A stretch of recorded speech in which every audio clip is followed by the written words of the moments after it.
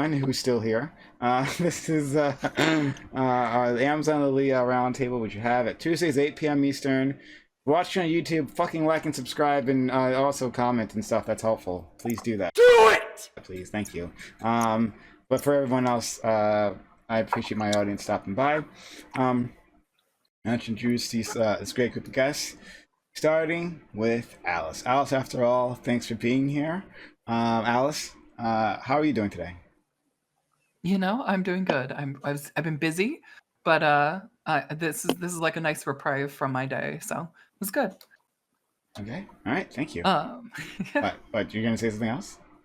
No, thanks for having me, as always. A clever joke was coming. No clever joke? Okay. I don't have any clever jokes. All right, understood. I won't. I'll expect less of you. I'm messing with you. But thanks so much. Red Charlotte, thanks for coming back. Thanks for being part of the last open panel. That was an experience. Yeah.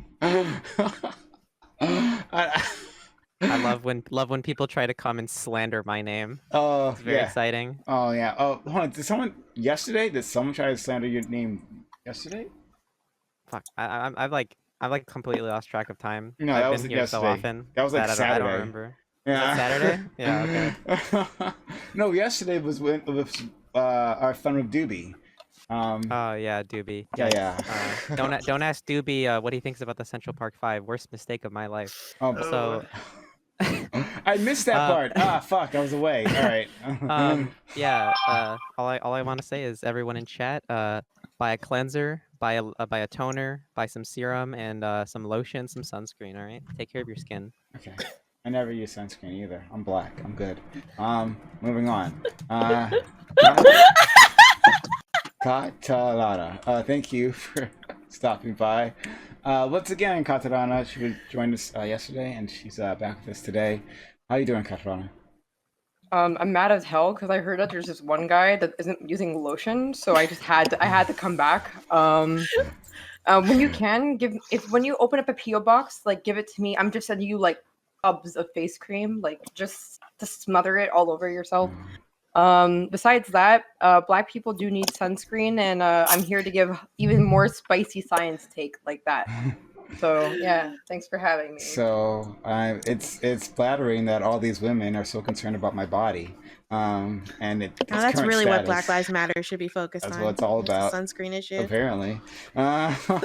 But it's interesting. It's a big topic of conversation. Just putting that out there. All right. Hey, Marcy. Don't flatter yourself. Hi, what's up? Marcy, thanks for coming through again. How are you? I'm actually, I'm laughing to hide the pain, but I'm actually very sad because I recently learned that my good friend PrimeCayes is going to be disintegrating in the sun and blowing away, turning to dust in the wind because he doesn't moisturize his face. So I'm actually very sad. That news hit me like a ton of bricks, Prime. Okay. It's rough out there. Yeah, I'm sorry to put you through this trauma. No one ever told me this is a trigger for people. Absolutely. Hardcore trigger warning on this broadcast, on all my broadcasts apparently.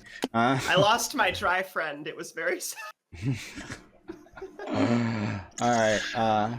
Moving on, we have Nine Tails Cosmic Box. Thank you for coming through. You've been on quite a few of my panels recently, and we've always enjoyed having you here. How are you doing today? I'm good, thanks, Prime. I think before that's only ever been the Prime Royale. First time it was a last-minute thing, and then finally I got an actual invite.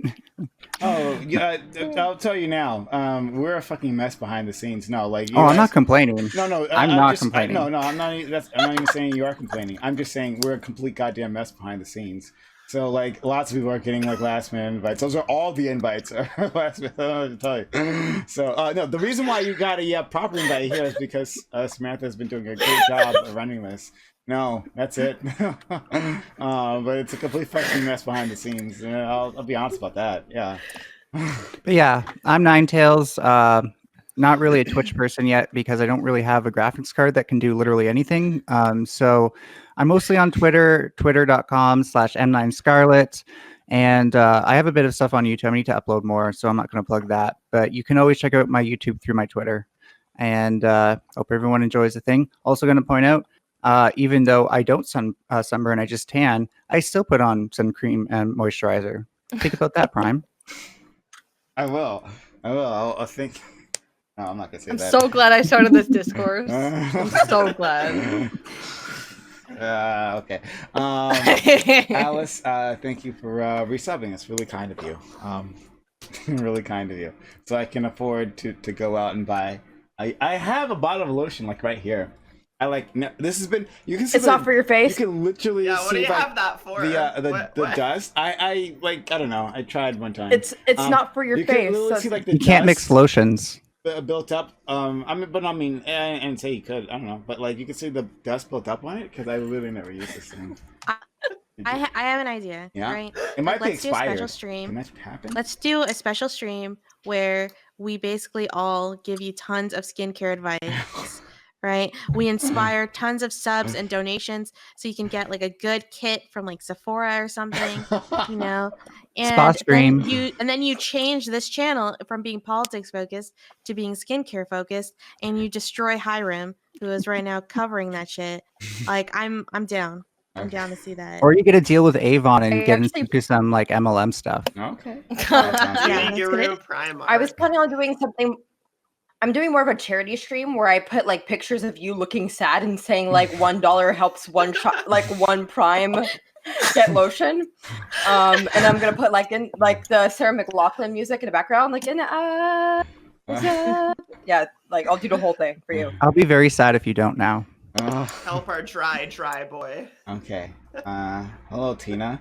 Any more comments Hello. about my body? Would you like to put into this? I simply said maybe we should all moisturize. Is all I'm saying. Okay, all of us as a collective. All right. Sure. That sounds. I like organizing as a collective. That sounds good to me. All right. But I'm a scab. Oh, wow, that works. That works on all levels. I'm a scab, so I don't care about your organizing efforts. Go ahead, Tina. How are you doing today? I'm pretty good. I'm glad to be here again. I had more time to prepare this time, so I'm happy about that. Oh, fantastic. Hey, Tiffany, who had no time to prepare. Tiffany, thank you for being here. It's my pleasure. It's actually nice to... Mute on stream, all right? Mute there, please. Yeah. Oh, wait. Oh, my God. Sorry. I'm so used to whereby. No problem. My apologies. It's good to be back. I've missed you all. And for those who I don't know, hi, I'm Tiffany Staub. For one, I gotta get this out of the way. Prime, I think, like, for one, you look amazing. Thank you. But you would look even better with some moisturizing. Yes. You literally would not be able. None of you could tell. None of you could ever tell. It was never. This camera isn't fucking high definition enough for you to tell. Like you have no idea. Like what? I'm streaming at 720p. Not a fucking person out there had any idea. Like until I said so. Look, Prime, this could be you, but you tripping. That's all I have to say. This could be Exactly. From the moment I met you, I was like, oh, he's dry. Okay. He's not moisturizing. Oh boy. Okay. All right. Sure. These panels need to be more moist. Moist panels. All right. Okay. Last but certainly not least, we have Eris. Eris, thank you for joining us. Thank you for being my wonderful co-host tonight. As a 2D character, do you moisturize? Is that a thing in your world? I don't know. No, it's actually one of the benefits of being 2D Okay. is that my skin always looks pure perfection, right? I have a few freckles that were not given to me by the sun, but actually by my creator. So, but yeah. Hi, I'm Eris, and I am a streamer and the founder of Calliopean Club. I stream every day at 2 p.m. And I specialize in doing like interviews and also just looking at ideas with a like historical context and all that stuff. My Twitch is Aristocracy TV, so you can find that's probably in the chat. And Prime, thanks for having me. So much. Yes, exclamation point Eris to find her link right there, so you don't have to spell it. Apparently, named after a musical instrument that literally no one knows about. But Hey, what the heck? Yeah, I'll have like if you want if you guys definitely need want me to moisturize, well hell, we have this Patreon, and for my top patrons, I will definitely like upload if that's what you want to see, upload video of me moisturizing. Come to my So OnlyFans. Content. For $4, you can see me moisturize. Content. I mean, I will pay you an additional $100 this month just if you put lotion on your face. I will do I'll that. do it. I will do that. I will Okay. put a video up there if that's what it takes to get people. It'll be my Canadian dollars, so it'll be fucking like Patreon. That'd worth be like great. nothing, but yeah. It's Canadian dollars, so it's like $2. All right, great. All right. All right, so we'll get started now. Thanks everyone for being here. You would think when I say that I'd have the topics in front of me, like ready and waiting to go, but I literally never do. And so I have to awkwardly scroll around until I found it. Topic 1. Virginia has become the 12th state to ban the gay and trans panic defense, with Governor Ralph Northam signing the bill into law on Wednesday. The move coincided with International Transgender Day of Visibility and marked a large step forward in LGBT plus rights in the states. The so-called panic defense is a legal strategy that asks a jury to find that a victim's sexual orientation or gender identity/expression is to blame for a defendant's violent reaction, including murder, according to the National LGBT Bar Association. So, do you think the other states will follow the example of the first 12 and ban the gay and trans public panic defenses? Oh man, I cannot talk. Do you think that malicious people will think twice now before harming trans or gay people without having a get-out-of-jail-free card? All right, there you go. So one more state has banned the trans panic, gay panic defense. So do you think others will follow? Alice, after all. I've got my fingers crossed. I hope they do. But considering we literally just saw a Republican controlled like state legislature, bypass a veto to ban like transition before 18, I'm not really that confident in some states' ability to do anything regarding trans people. I will say that like since gay people are not the target, and the defense that they're actually using is more of a gay panic defense. It's possible that maybe we'll see it from that approach, maybe. But I don't think anybody gives a fuck about trans people in some states right now, and we're just not going to see that change for a bit. So my answer is I sure am hopeful, but I don't think it's going to be that much more common. I don't think it's going to spread to the rest of the states. The people who give a shit about trans and gay people are already starting to ban that defense, and I will say it's very rare to see a successful usage. So there's that too. I mean, it's already de facto non-functional in some states, so maybe we'll just see it actually be outlawed. Hope so. Hope we'll see it struck down in more states. Thanks so much, Eris. Oh, sorry. Didn't realize that it was my turn. I just think it's crazy that you guys ever had a law like this in the first place. I don't think we have something like that in Canada. Correct me if I'm wrong. I don't know. I think that I would really like to explore the reasons why that law existed in the first place, but besides just saying, oh, it's just transphobia. Like we know it's transphobia, but I want to explore like why they like how they even justified that. That would be really interesting to me. Okay. Red Charlotte. Yeah, so like Alice said, while it is a problem, I would say like on the totem pole of priorities for trans people, it's pretty low. But even if it like only affects like one person getting acquitted every 10 years, I still think that's a problem because it's indicative of underlying like values in society. And also like we shouldn't even let one person get away with like a hate crime or a murder or an assault because they like make this valid legal defense that is considered valid currently. And also it can like in fact infest the minds of jurors with bias, which I have some links for that stuff later. Yeah, I mean, there's no reason it should be like a valid legal defense. It's mostly baseless and is literally just saying, "Oh, gay people, LGBT people scary. That's why I killed them." So yeah. Carano. Yeah, so this is one of the 12 states that have gone ahead and passed it, but all the others, happen to be leftist states. So yeah, I don't think that they're necessarily going to go ahead and continue to pass it as lotion. I don't I don't think they're going to necessarily go ahead and pass it everywhere. I think only other leftist states are going to go ahead and do it. And as for will it go ahead and stop people from murdering people, I don't even think that many people knew that was a valid excuse. So I don't think it's really going to stop anyone. And I'm sure many of them haven't even been paying attention to the fact it changed. So I think it is good that it passed. I think more blue states will, but you will always expect a certain baseline of red states to continue to not go ahead and pass this type of legislation. And I don't feel like it necessarily curtail the amount of people that have been killing people on the basis of being trans or gender panic. But hey, if it gets them arrested, then I'm okay with it. Marcy. So I just want to say that the majority of cis people, especially cis people who have like even a 1 in 100 chance of doing something like that, don't actually pay attention to trans issues in legislation unless it's like a specific issue that the Republicans or conservative media decides to talk about, right? We see them caring about trans sports a lot. We see them caring about trans bathrooms a lot, but that's because that's what the media machine likes to pump out information about, right?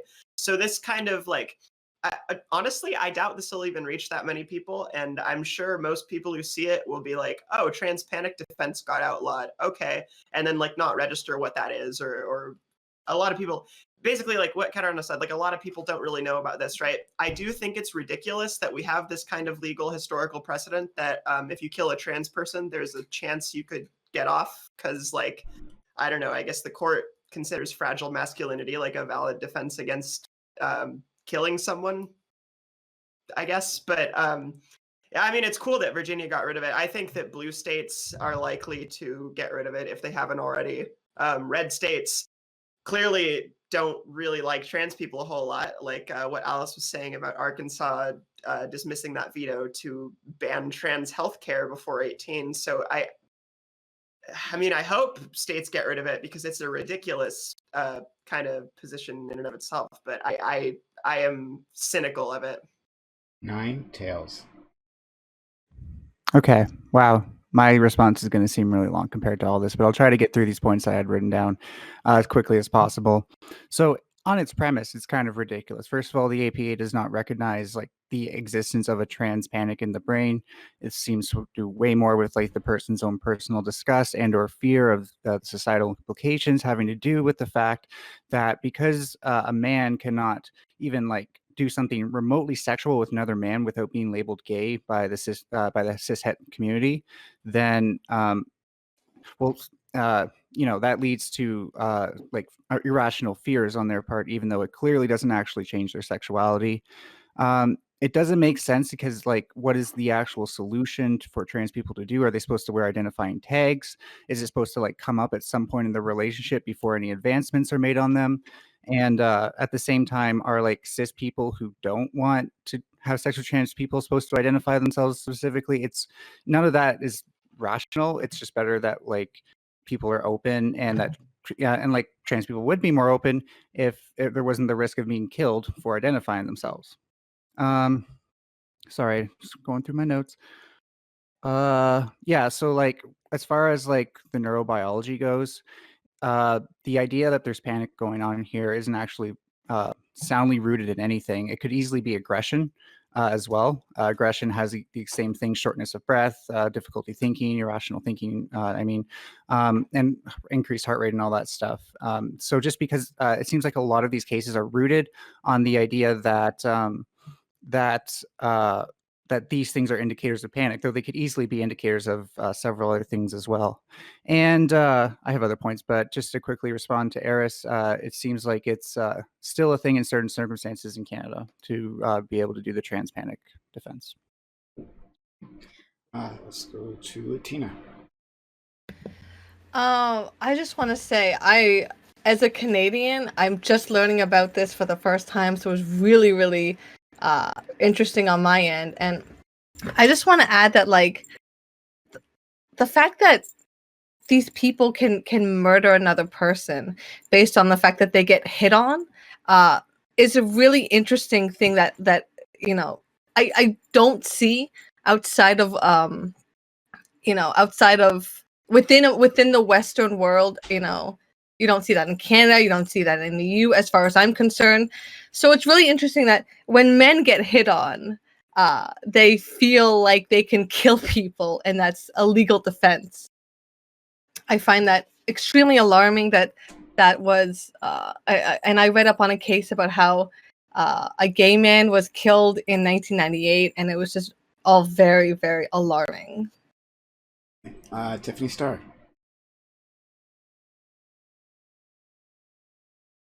We don't hear you. I think she dropped out of Discord. Oh. Then how does she hear me?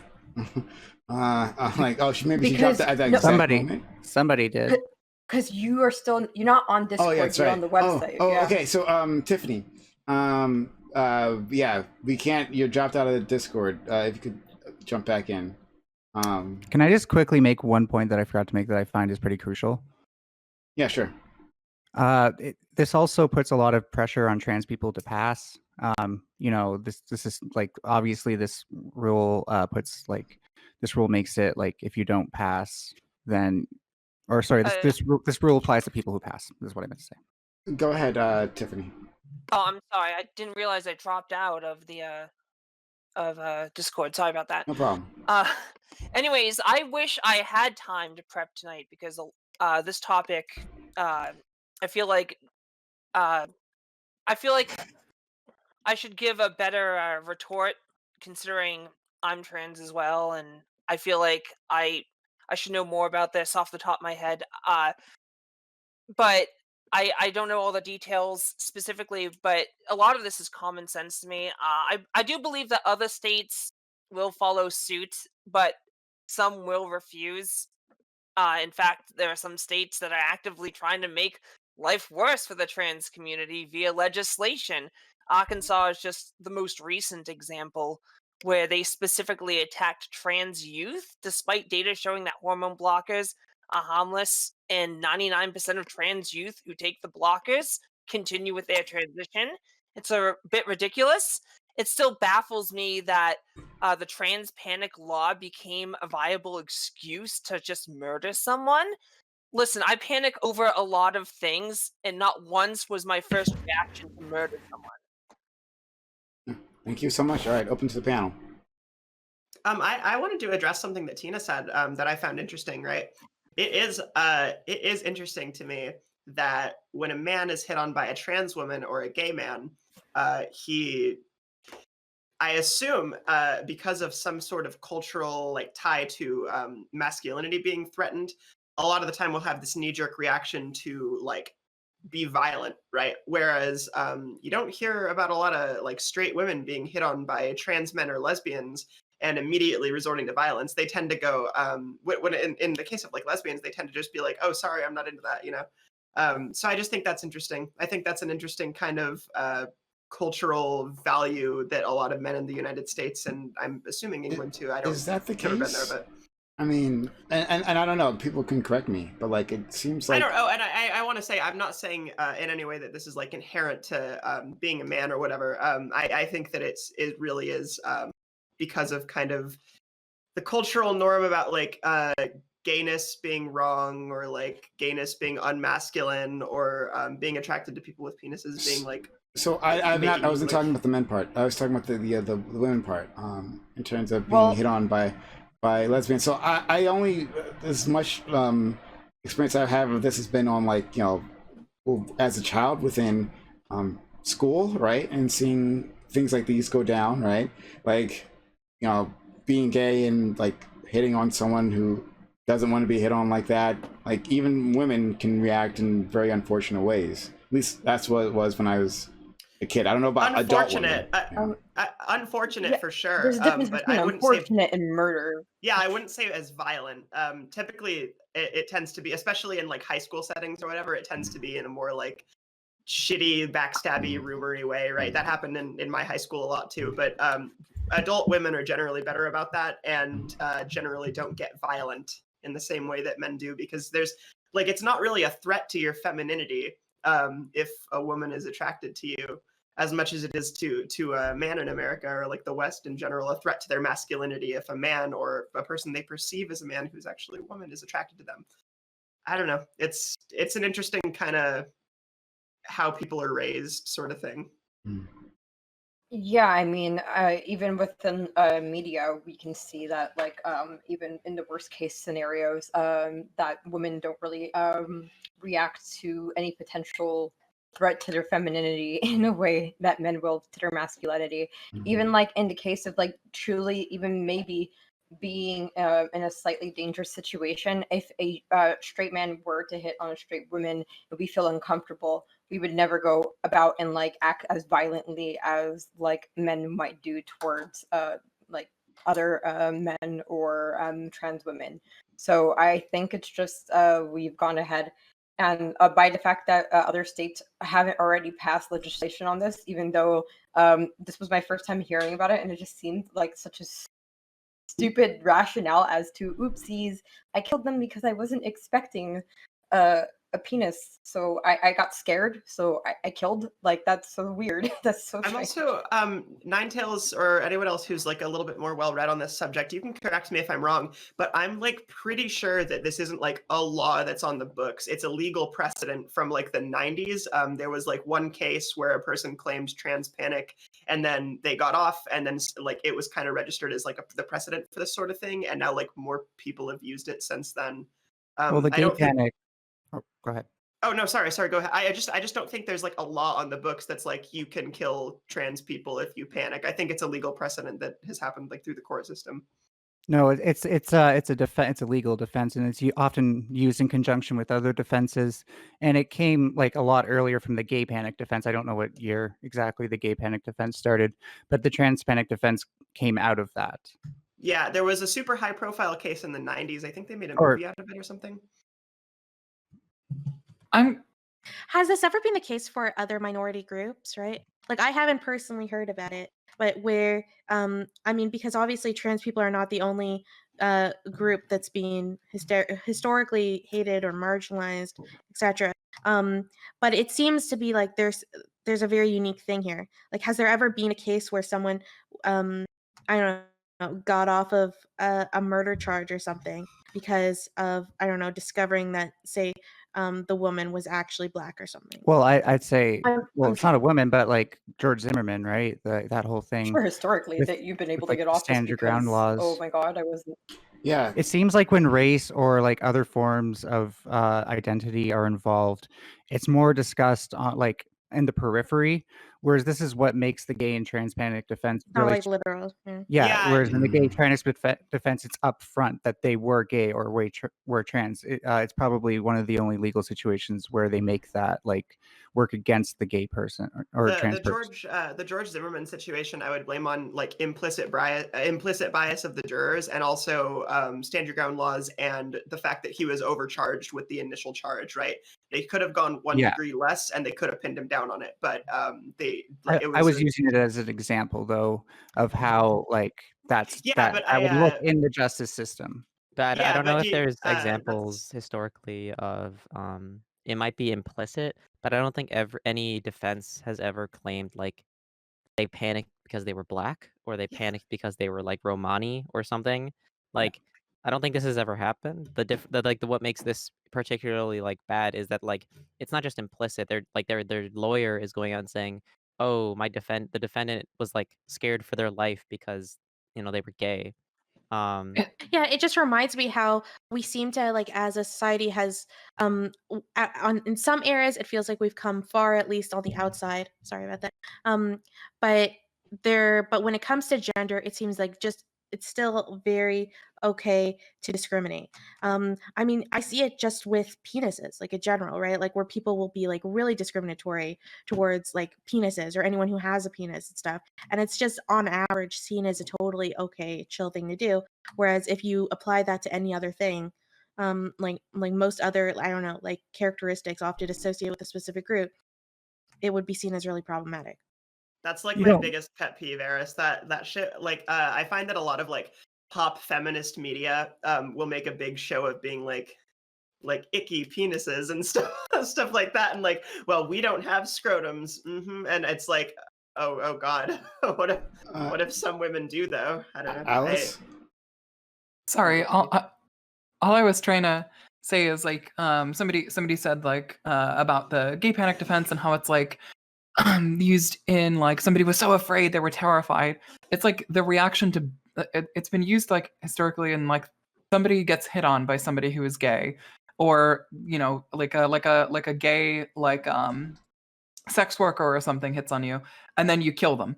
And that's what it's been used in, and it's like a temporary insanity defense. It's not like there's like a book of law somewhere that says, yeah, so if you're straight and a gay person hits on you, you can kill them. There's not like a law on the books. It's just legal precedent. And then that same legal precedent was used to apply to a trans panic defense, saying, well, I had sex with this trans person. I didn't know they were trans, and then I found out, and that made me want to kill them. And it's temporary insanity because that made me gay. And I didn't want to be gay. And most of the time they don't get acquitted. People have used the defense and have been acquitted on a handful of times, but the majority of times they use it to get a lesser sentence. Yes. Yeah. And which these is still bad. Yeah, I mean, but these bans aren't like, it's not like they're taking something off the books that was on the books. They're just saying, hey, you know that legal precedent we set? It's bullshit, turns out, so let's not do that anymore. A lawyer just wouldn't be able to like invoke like that concept in court. It would be dismissed. Yeah. Yes. That's all these bills say. So go ahead, please. Oh. Go ahead. I'd say it stands in direct opposition of the fact that it's a hate crime, and it's like literally taking the admission, I did this because of who this person is, and which would be a hate crime, and giving it like trying to give it an excuse. And it's just, I think it says a lot about how accepted homosexual and trans and non-binary identities are truly accepted in society, when this is what's going on in the legal system right now. Somebody said they don't think it's like the biggest thing on the list of the trans agenda or whatever, but I think it is. I think feeling safe when you're in a relationship with somebody, or like trying to build a relationship with somebody, or even putting yourself out there, I think being able to trust that the legal system won't discriminate against you are like core fundamental aspects of civil life. And Eris, not to nitpick, but if you're gonna say men, just say men. Don't say penises, please, because like I seriously thought you also meant like trans women with penises in your explanation, but that's the exact problem, right? Like we don't actually use penises in society, so like I don't know. Generally speaking, I didn't mean men. Don't. I didn't mean men though. Yeah, I didn't mean men when I said that. Well, how does like the sexism that comes out of pop feminism not apply to like trans men sometimes, especially ones that pass? Well, it does. They don't have what I meant penises was I was sometimes. just talking about how like the association seems to create that sense of like the divide, and that they seem to think that it's okay to discriminate in that sense. Oh, Look, I was talking specifically about anyone with a penis, whether they're a woman or a man. Well, I don't think them having a penis is necessarily what drives it, so I'd probably use a better descriptor. Let's go to Alice, then Marcy, and Tiffany. I'm not sure if your hand is up.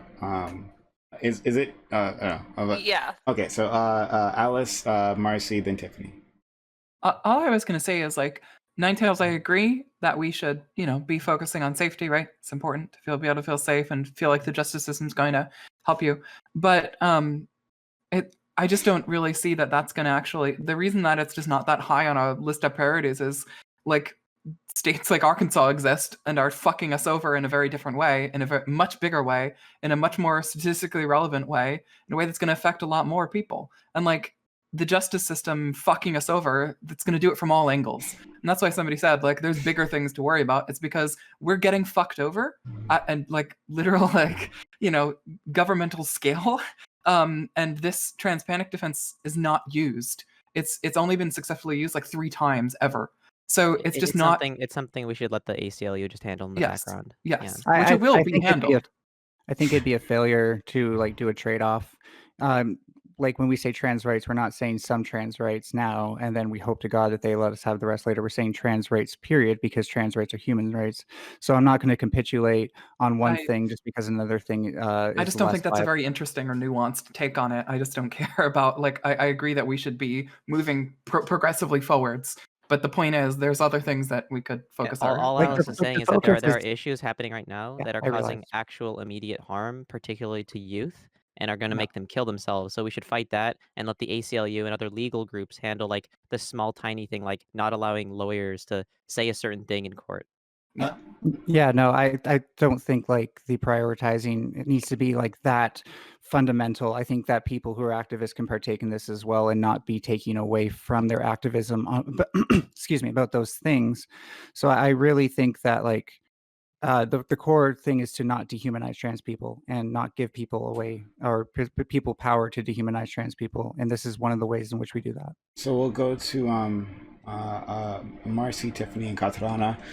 But I'll say one thing for Ninetales is that like I always agree. This is something that always comes up. You know, when we're talking about different policies here, right? Someone will inevitably say, "Well, this particular policy isn't the top thing in this particular area of like of our society, right?" But like, sure, okay, but that doesn't mean we can't do multiple things at a time, right? Like our republic is more than capable, in any society should be more than capable of doing more than one thing at a time. So I guess I'm with you there, Ninetales. But okay, let's go to Marcy. Okay, I just want to address Ninetales really quick. To kind of, I feel like I can help elaborate on some of these points really quick. Two things. Okay, first of all, I agree with you that we shouldn't have to deprioritize some things in order to prioritize other things higher, right? But I think that the position here is that it doesn't necessarily fall to like state legislatures to address the trans panic defense in the same way that it does the sort of legal issues surrounding trans healthcare that are happening right now, and bathroom bills, school, things like that, right? So like the ACLU and other legal groups exist to kind of mitigate legal precedents like this and ensure that they aren't used. Whereas like state legislatures can focus on more like big picture things because I can tell you right now, like it's a lot worse for me personally if my healthcare is made illegal than if potentially in the off chance somebody commits violence on me that could be like used in court by their lawyer. So that issue I think can be solved on a smaller scale. And activist groups can focus on everything. It's really more of a question of like what the government puts at stake in. As for the second thing, Eris's comment about people with penises being kind of demonized in media, right? I want to kind of address that a little bit. Pop feminism hurts, at least the rhetoric that associates like women to vaginas and men to penises and like different reproductive aspects and all that. It harms trans women and it also harms trans men and it also harms non-binary people, right? If a popular That TV was my show, point. right? If a TV show or a movie or something says like, well, women have vaginas and periods, then it'll hurt trans men who have periods but aren't women, and it'll hurt trans women who are women but don't have periods, right? Could also hurt infertile women, could also hurt women who don't menstruate. It hurts a bunch of people. I just think we shouldn't be tying people's genders to their physical characteristics in general. And I think that was Eris's point, right? I don't think Eris was saying like people with penises have it harder or something as simplistic as that. But I didn't think that's that. everything. And yeah, like I wasn't saying not to prioritize things. I was saying that like the activism that is seen for trans rights shouldn't start and end with like an institution. Like it's better to have both. Better to have the ACLU working on this, but also like on the ground social justice activism. Oh no, I agree. So activism is yeah. important in both directions, but as Just to for be like, super, sorry, I just want to be super clear. Like I'm not against the idea of like, whatever. I lost my point. So sorry. I cut sorry you about off. that. That's okay. I was just saying like I agree with that. Activism is necessary in all directions, but as for like what I think that them saying it was a lower priority was more about like it's not that great that this is now a law on the books in Virginia, and it would be better if states would like the states themselves would address the broader kind of issues that harm more people, right? Activists should be addressing everything. I mean, it's great for if you live in Virginia, though. I mean, sure, but like Alice has said, it's only been used successfully I like know. 3 times. Let's go to. Well, I think that applies more to the gay panic offense, but not the trans panic offense. Is that true? Yeah. So I have a link. I put it in chat. Here, let me get it real quick. And You it's were saying literally, and gay it's like a panic. history of the uses of the panic defenses, and someone has only been fully acquitted of their murder once for the trans panic defense. But the bigger problem is that it allows people to lessen their sentences and like lessen their Right. punishments. What I heard from, just to be super clear from Alice's point, was that it's a relative injustice to those other causes if we focus on this too much. I totally got that wrong, I think, so don't worry about it. But yeah, that's what I was ultimately responding to And I'm also fairly conceptually. confident in I don't know if the Equality Act specifically outlines the trans panic defense, but like I know Kamala Harris, who's the VP now, was running on banning federally the trans panic defense anyway. So It's been tried and failed. Yep. Let's go Sad. to Tiffany. Yeah. I mean, in regards to what Eris was saying, and correct me if I'm wrong. I thought Eris meant that people that have penises are looked at in a negative way when it at least when it comes to their genitals, regardless of their gender identity. Uh, Yeah. Like a lot of second wave feminists, for example. Yeah, I was will- talking about turf specifically. Yeah, will attack trans women by calling them men who want to invade women's spaces, but then go on to say that trans men are just lost wayward lesbians that need to be, brought back for see the light, sort of thing. That's what I think, Eris, you meant. I'm not sure if that's what you did mean, but that's what I got Yeah, from what yeah, you it is. said. And I apologize for my lack of data on the topic. I didn't get a chance to look this up, but I am curious if anyone here knows. With the panstranic defense, is this often done by people who take a woman home and a trans woman home, and the trans woman neglects to tell them ahead of time that they're trans? Or what's the stats on this? Like, because if you're going out with people, like, there's no excuse to murder anyone just because they're trans, period. But if you're going to go out on a date or looking for someone, you should inform that person before you get back to the house and surprise them that you're trans. On my all my dating profiles, I have it laid out there, for example. So I get that out of the way, because if you're into trans people, then come at me. But if you're not, then you can just go away. But if you just kind of hide it for stealth purposes until like you drop your drawers, I don't know. It almost seems like you're putting yourself in a bad situation. At least to me, it's common sense not to do that. And I don't know what the data is on this, so I don't know if a lot of these trans panic cases come from that or not. So we'll go to Katran. Oh, sorry. You have a response to that? Yeah, well, yeah, I mean, I just wanted to mention. So, I'll send the link here, but there's been 13 uses of what they refer to as LGBTQ panic, which is both gay panic and trans panic. And the uses were a little bit different each time. Most of the time, it's not related to somebody taking somebody home and then later finding out they're trans. Most of the time, it's used. For instance, Bella Evangelista was murdered. Basically walking home, and somebody I guess somebody was like basically trying to hit on her and discovered, oh, she's trans, and then killed her instead. Like, as an example, most of these are not somebody who goes home with somebody and then is like, by the way, I'm trans. That doesn't really happen. So most of the time I wasn't sure if there was like data on like oh yeah. I how just many wanted of to these address cases that. were because they didn't let the person know ahead of time, or if this was just toxic masculinity taking its form, like, oh, I accidentally hit on someone I perceive as a man and now my masculinity is in jeopardy. Let me rectify that by killing them. It doesn't make any sense, but that's ridiculous. Zero? It seems like zero is the answer. Zero are somebody who went home and with somebody and found out they were trans just by virtue of discovering suddenly. Zero is the answer. None. Then that makes it even worse then, because now a lot of these trans women are getting killed, and it's not even due to their lack of informing the person that they're trans.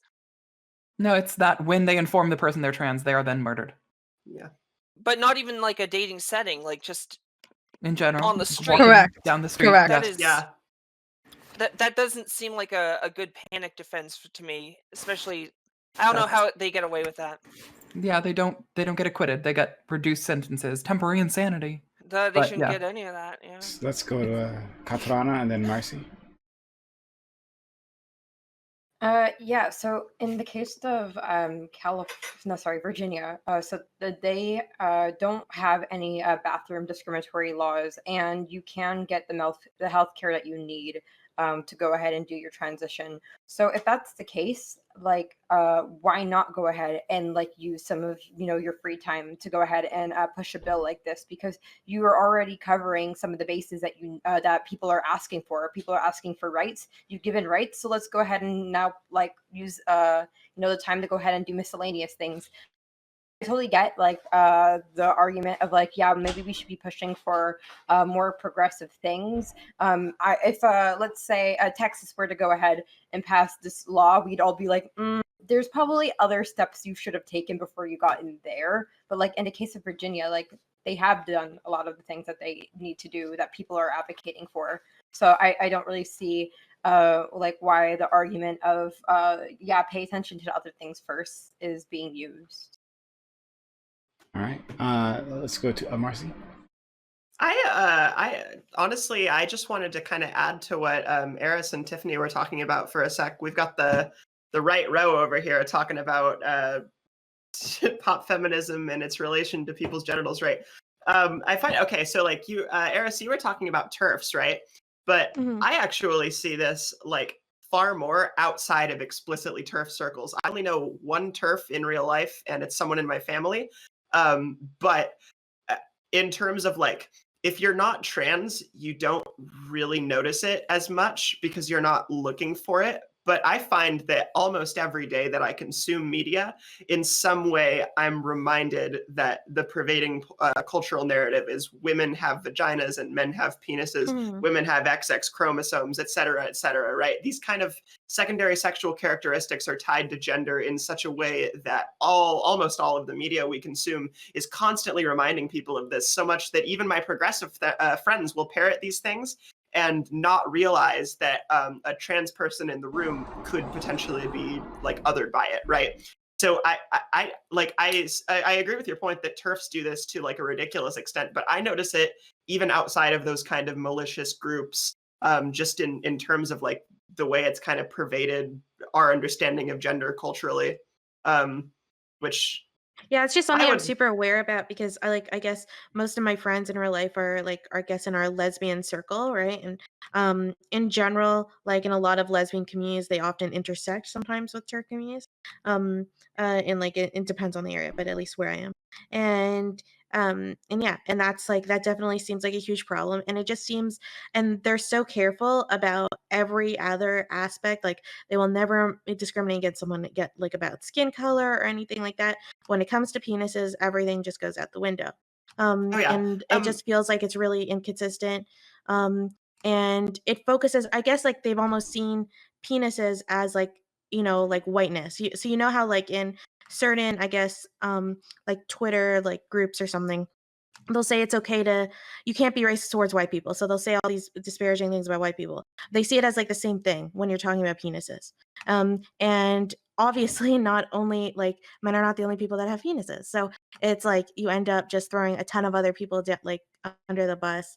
In general, like I think someone else was talking earlier in the conversation about lesbians, whether or not lesbians get angry when they get rejected.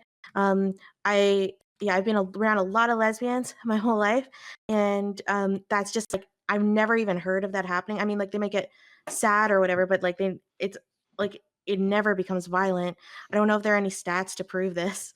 Feel free to bring them out, but yeah, it's just always been like this accepted thing. What is a problem that people often don't talk about is like physical abuse, and just domestic relationships, like in lesbian relationships. So that's something that people don't like to go on to talk about, but it's actually a huge problem in that community.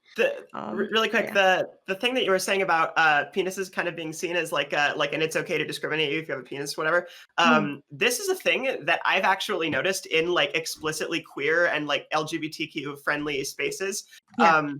Right. So like if you are a trans woman who passes in a group of like progressive women or AFAB NBs or like whatever, you will be treated as a lot of the time, this is not like an all the time thing, but a lot of trans women have reported being treated as like the GBF drag queen, you know, like they like yas queen you and like give you weird compliments that they don't give their cis friends. And if you don't pass, people will act extremely uncomfortable around you, as if the knowledge that you have a penis is like floating in the air as this like threatening aura that you have, right?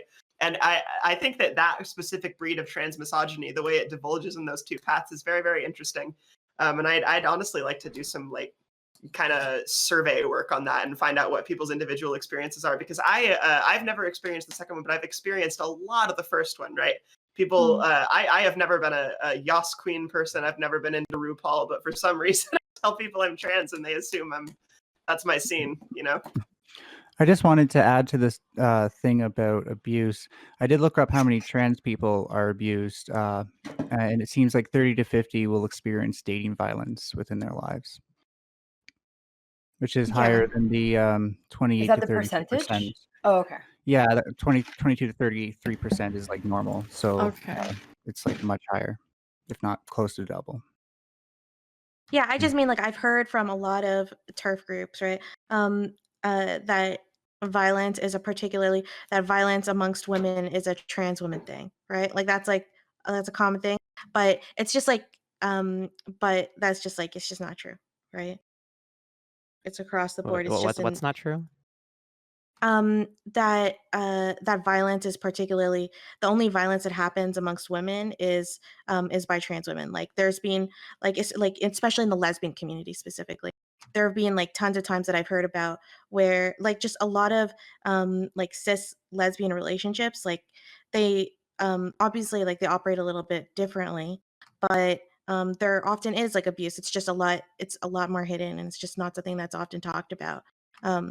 Yeah, I can't tell you how often like I've heard about one of my friends in like a lesbian relationship. They're both cis or whatever, and they're in a physically abusive relationship, and there's just like very few resources to try to help them out. But yeah, TERFs make it out to be like that it's only like a trans woman thing. It's just bullshit. Yeah, I mean, Sorry, yeah. I was in a relationship with a cis woman back in the day, it's a long time ago, and she was the abuser in the relationship. Luckily, I got out of it, but she would be mentally and physically abusive towards me. So it's not just that trans women are the abusers. No, I wasn't saying that. I was saying No, I the wasn't talking other way about. around. Yeah, I wasn't Okay. talking to you, Nine Tails, about that. I was just saying in general. Okay. So, I think we covered this topic. We're ready to move on to the next. And I do have it in front of me, so there you go. I'm advancing. Topic 2. There has been a small but noticeable increase of trans actors working in films. However, the quality of the representation depends on the production and what it's trying to accomplish.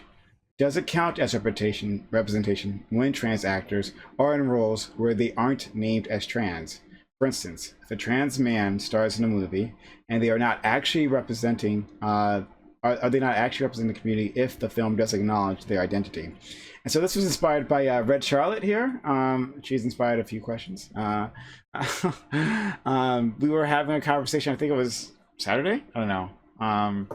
Either that or maybe you said in the comments. You said at some point, and I think you were in the comments section actually, and then you said something like this, like if because we were talking, it was the movie, Scarlett Johansson movie.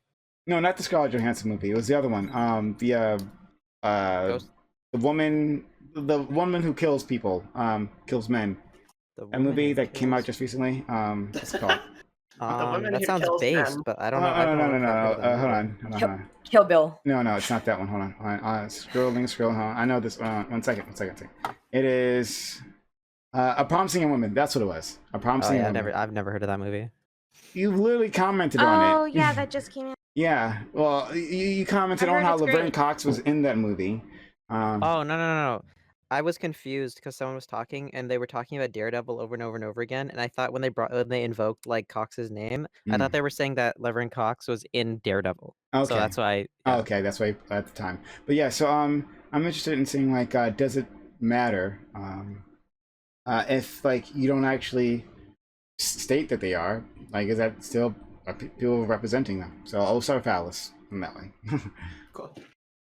Sure. I just added a little thing to make sure I'm not muted in two places because I mute myself in two places. Yes, it still is representation. It's still good representation. As long as I'm understanding correctly, and I think I understood the clarification there. Like it's okay to have a trans actor who's playing a non-trans character. Like that's positive representation. Vice versa, I think is still positive representation. To some extent, like it's okay to have a trans character who's played by somebody who's not trans. That's usually okay too. Like pretty much any representation that is not literally just look, this person is trans. Like a good strong character, that's good representation of a good character. That's always going to be good representation, no matter who's playing that character. Having somebody who's a trans person and just another normal character in whatever it is other than being trans, good. It's can be a positive thing. I think we'll get into some nuance here, but I usually like to see it. So, Eris? I don't know, like just skip to someone else and then I'll talk after that. Sorry. Red Charlotte. Yeah, so I think it's super contextual, but I think in our current like culture and landscape, I think it should be a priority to get trans people into roles specifically about trans people when it is possible, because I think we talked about this the other stream. The age of star like movies is over. People usually there's only a couple people that still like are able to hold on to this power in Hollywood in terms of like their ticket draw. But like most people go to films not because a certain actor is in it anymore. If you want to talk about movies like A Fantastic Woman or like The Danish Girl or whatever, like I think pretty much around the board, even I forgot his name, the person who plays the character. He even Eddie admits, Redmayne. yes, thank you. Even he says that he said he probably shouldn't have done it. And he thought that he'd like regretted it or whatever. And then for the Fantastic Woman, you have like a movie about a trans woman played by a trans woman, and the effect of that is that you have a trans woman speaking on stage at the Oscars, which I think has a much more impactful effect than if Eddie Redmayne was like on stage talking about it. Um, yeah, I don't know. I feel like it's when it's possible, uh, you know, studios should make efforts to look for trans actors, specifically because trans people have a hard time getting roles, period. Yeah, I agree that in general we should focus on trying to do responsible representation. With the I have like mixed feelings on whether or not non-trans actors can play those roles because there's such I guess a blurred line sometimes with especially for people who are questioning. I mean, for the longest time, Elliot Page wasn't regarded as trans. Um, he identified as like being a lesbian and stuff, even though he was going through like this obviously this internal dialogue. So it's hard for me to just like say like even though if someone's not out for being trans, you don't really know what they're going through on the inside. Um, but at the same time, I also recognize once you're out being trans, it's really hard to get roles, right? There's all this stuff, so it's a tough situation. In general, representation's a really, really big deal. But I just wish we would focus on representation of stories um, than just representation of actors like visually.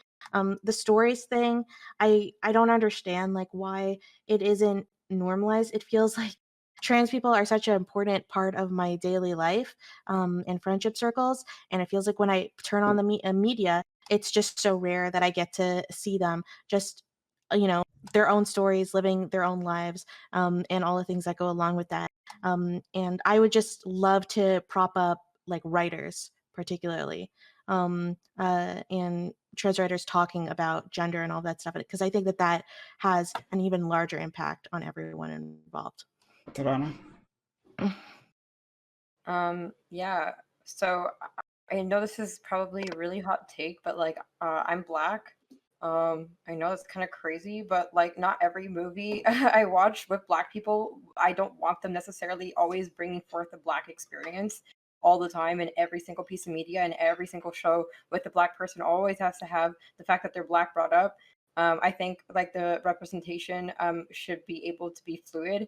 Of course, when it happens to be like a role about like the trans experience, I would love it if like a trans person is the one that's in the role. But I also don't think I feel like that's like an unnecessary burden for like a trans person to always have to play the role of being trans all the time. So it would just kind of I think no matter what, it's still representation. A black person in a movie, even if they're not in 12 Years a Slave, is still showing some form of representation. So I would like it to be kind of seen in that same exact way. Like sometimes, you know, a trans person just goes to university and lives like a normal life and just kicks a ball and calls it a day. It doesn't necessarily like always need to be about like, you know, the trials and tribulations all the time. So I say yes, put trans people in the characters that you know, the word if it's about transness, put them in that role, and if it's not about transness, still put them in that role no matter what. They're doing the Lord's work. Let's go. Marcy? So this might be a little bit long. I apologize. I kind of feel like I'm doing all a lot of the talking here, but bear with me. So when it comes to trans representation, right, I consume a lot of media. I'm a consumer over here. And I tend to see two like major groups, right? There are exceptions to this, obviously, but I tend to see trans representation where the trans person is a sex worker or some other job that is considered like low to mainstream society. Of course, I don't think sex work is a low job, but I'm speaking, of course, of stereotypes here. And they're normally presented as played by cis men, presented as sort of like hulking and unwieldy and awkward. And I think that's extremely harmful. But another form of trans representation that I personally hate is like this kind of like Euphoria, the HBO show Euphoria, other things like that, where the character is this perfect angel baby, and they're played by either a cis woman or the most passable trans woman of all time, and they're a little angel baby who can do no wrong, and the world is out to get them, and everything is always bad for them because they're trans, and the whole story is this big sob story about how bad their life is, and I'm just sick of seeing it, right? I would love to see an all trans cast in a sitcom about a group of trans women living together in an apartment, living their lives, right? The fact that they're trans might come up. It comes up for me pretty often. But, you know, for the most part, they live their normal lives, right? And they have, you know, they're well-rounded characters. They have flaws. They have lives outside being trans. They struggle with maybe things other than being trans. I would love to see that. In terms of like who can play trans characters and who should trans people play, I think it's actually based when trans people play cis people of their gender, right? Because we've seen a lot in the opposite direction. Don't see too much in that direction, and I think it's great when it happens. I think centering the trans experience certainly has its place, right? But I feel that it would be better for social acceptance of trans people if they could, if cis people could see us reflected similar to them, right? I think that contributes to a lot of the kind of Yas queenery that I mentioned earlier, where people will see a trans person and instantly assume that's our whole thing, right? That's my take on it. Ninetales. Sorry, I had to clear my throat. First, responding to Katarana, I totally agree with you, but to a limit, because not needing to see your experience in a movie that your identity is in every single time is probably better. But at the same time, I think people do actually need to see themselves reflected in media and their stories reflected in media to feel okay with themselves and feel like they're represented. So as much as like, as long as we're not throwing out the baby with the bathwater here, sort of thing. Maybe that doesn't even make sense. I don't know. Yeah, and adding what Marcy what Marcy said got me thinking about the sex worker depiction of trans people. And the way sex workers are depicted in media would be a reflection of what Cornel West calls a normative gaze. So it's normal for us to think of sex workers as being like the bottom of the barrel in forms of like the working force. So so when it comes to like media analysis, it fits in line with the cis gaze, where these people are abnormal and these people are abnormal. I've only heard through like this feedback loop, I've only heard or seen about trans people through them being in sex work, so therefore I'm going to depict them that way. And I do believe that there is a cis gaze where not only is it made by cisgender people, but it's made to appeal to cisgender people when a lot of trans media is made, especially mainstream media. That's a key thing to point out, is like things get kind of nuanced when we talk about like independent films and stuff like that. But as far as mainstream media goes, the representation is terrible. Media is a reinforcer of culture because it like shows us what the norm is. This is like a bit of a thing that you can like think of like a function of reach and frequency. So the amount of people who see it and the amount of times they see it will determine what the prevalent thought is. So I know that all sounds very basic. I like to take lots of notes. Tina. Oh, sorry. Oh, I wasn't done. I have to scroll my phone, but it wasn't taking to my fingers, so it took me a second. Okay. The most important thing is like in media is actually we don't just need trans actors and actresses. I think that is crucial. Not just having the trans, but having the actors there goes hand in hand. You can't have success in one without necessarily success in the other. We also need to think about directors and writers and story makers and stuff like that. That's incredibly huge, and it's powerful when those people get those positions to talk about themselves. Yeah, and I think that's pretty much it. Okay. Tina.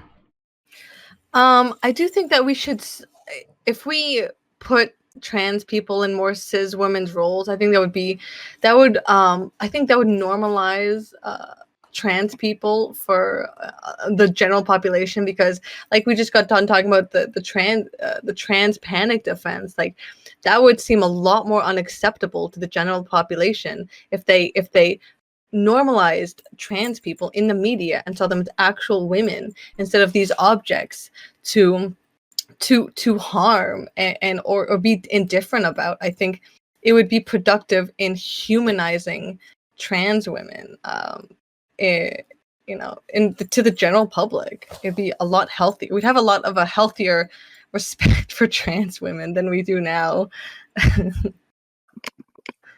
Thank you. Next, Tiffany. I appreciate you doing me last, since I have the least amount of research done tonight. I feel like trans people portraying cis people in film is like, it just seems very inclusive to me. They just like, they see us for more than just our gender identity. I think I believe that the more exposure that to trans people in the media, regardless of what they're like, of trans people in the media, regardless of what role they're playing, has a positive outcome, except when they're portrayed in a mocking, harmful way, like Yasmin Lee was in The Hangover 2. Her scene was meant to project disgust on the audience that, ooh, girls with penises are gross and something to fear. Excluding those roles, though, I think it's a positive. It does. I don't want to say humanizes us more, but some people don't consider us on par with them. But it does portray us in a better light, and the exposure only helps people learn about us more and maybe get and respect us more. On a personal note, though, I just want to say that I'm so sick of seeing movies and TV shows of trans women being portrayed as heterosexuals. It's an overused stereotype. I would love to see more trans women in media that are attracted to other women, whether they're trans or cis. I think that'd be great. Okay. All right, I'll put the panel. I guess Marcy. And Ninetales. So, Orange is the New Black, right? Who raise your hand if you've seen Orange is the New Black in any capacity? Right, a couple of you. Okay. So when people talk about Orange is the New Black, when you describe the character of, let's say, I don't know, Poussey, right? you describe her character to someone who hasn't who it's not fresh in their mind, right? But when people describe Laverne Cox's character, what they say is, oh, the trans one, and that's how it is in Euphoria. That's how it is in that movie Assassination Nation, right? When people discuss these things, they refer to the trans character as the trans one, because trans people are tokenized in this kind of respect in media that does portray us in like a kind light, right? So going forward, I would like it if more media did focus on the other attributes of trans people and aspects of their characters that weren't just their gender identity, right? We don't see a lot of that. We see that towards like Black people in Family Guy, right? Cleveland is the Black one, right? And I think that's crappy. But I think we see it towards like gender sexual minorities so much. It used to be really common for gay men too, right? There used to be the gay one, but now characters are just gay and it's not a big deal. They're just gay and they're just a person like the other characters. And I would love it if we could get that for trans women and trans men too. I think trans men deserve that. There's a lot of characters in books I've read that I think would be best portrayed on screen by trans men. Not gonna lie, like cis characters. So Marcy, I won't speak on trans specifically, but just like, if there's a group of people standing afar, all white, one of them African American, and they're like, you're trying to refer to that one person, right? Would not the easiest way to refer to that person be like, oh, the Black one? Is it a group of people you've never met before? Is it a random group of people, or is it a group of people you've spent 7 or 8 seasons with, getting to know and learning the ins and outs of their character? I mean, because if the other person knows, then I see where you're going with this, but like, if everyone knows then who these people are, then you could say, yeah, their name, sure, but like, if you're if you're introducing to a new person, like, that's a scenario you put together, right? This person. No. I'm discussing. I'm saying like in groups of people who have all seen the piece of media. Oh, who've all seen it. All right. Well, I guess conversely, that's more different. Conversely, like if you're explaining it to somebody who's never seen this character and you don't have someone you can actually point to, right? Like you're literally just describing the character from scratch. That's usually when this comes up. And I think the thing is that not all trans people want to live with their trans identity like out here, like around their neck or whatever. And that's an important thing, is like, I'm not being trans to be trans. Having the identity itself isn't why I do it. And I don't want people to mistake that necessarily. I also just, before we got into this part, I did want to point out that like, it's not just like good or bad representation. There's a lot of in-between representation where like it shows being trans positively, but it doesn't actually show the experience rate, or like you get something else about it wrong. So there's a lot of in-between stuff as well. So it's important not to think like in binary ways about this. But now I'm about to say this point where like most of the media representation is negative. Like we're seeing people who are villains. We're seeing like mass reactions of disgust that like everyone is uniformly in agreement on, which I'm going to tell you now, my personal interactions with people tells me that like disgust about trans people is actually probably more rare than actual trans people. So I find that like that depiction to be incredibly egregious. Tina, then Katra. I was just gonna say, a lot of media, when they do show the trans experience, it shows a lot of like I feel like the trans experience suffers from a lot from the same thing that the gay stories suffer from, and that's a lot of the suffering behind the scenes and the pain. And I think there's so much more to being a trans than the pain of coming out or the pain of transitioning. And it's well, I'm glad that Laverne Cox got her role. I think that it was mainly pain and suffering. People's first experiences with the trans character was, look, more suffering. Like it's just, it's very reminiscent of gay stories, and I want to see more. I want to see joy from trans people in media. It's about time. Yeah, I like that, but I think it's also important to consider that like trans people don't want to be associated. Like if I want somebody to think about like why I transitioned, it's because it made my life better, not worse. I don't know. I don't want people to That's I why I want to- said less suffering. Yeah. That's a good point because I think that there is a misconception going on right now, and I think it's directly affecting parents So yeah, like that are trans or other like gender questioning that that if their child is trans or letting their child be out as trans or going through as a transition means they're going to live this awful life, and obviously the science is demonstrating the opposite. So yeah, that's a really good point. Yeah, really quick. People hear the 41% statistic, but then they don't hear that it's lessened by like 93% by parents accepting them and like broad social acceptance, right? So this narrative of suffering is very much like a directed narrative to kind of make people think twice about letting their kids transitioning themselves. That's all I'm going to say. So Katrana, Alice, Fred. Yeah, so I'm not trans, so I don't entirely know what the trans experience is, but I am very clearly Black, but I'm also queer. So I'm able to go ahead and see how like different types of representation are really important. And just like you guys are saying, like we don't want to go ahead and necessarily have depictions of like all pain and suffering, just like not like we used to live in a time in which coming out stories are just like, and then my parents kicked me out and my life sucks, and but at least I get to be who I am, but like it's sucking.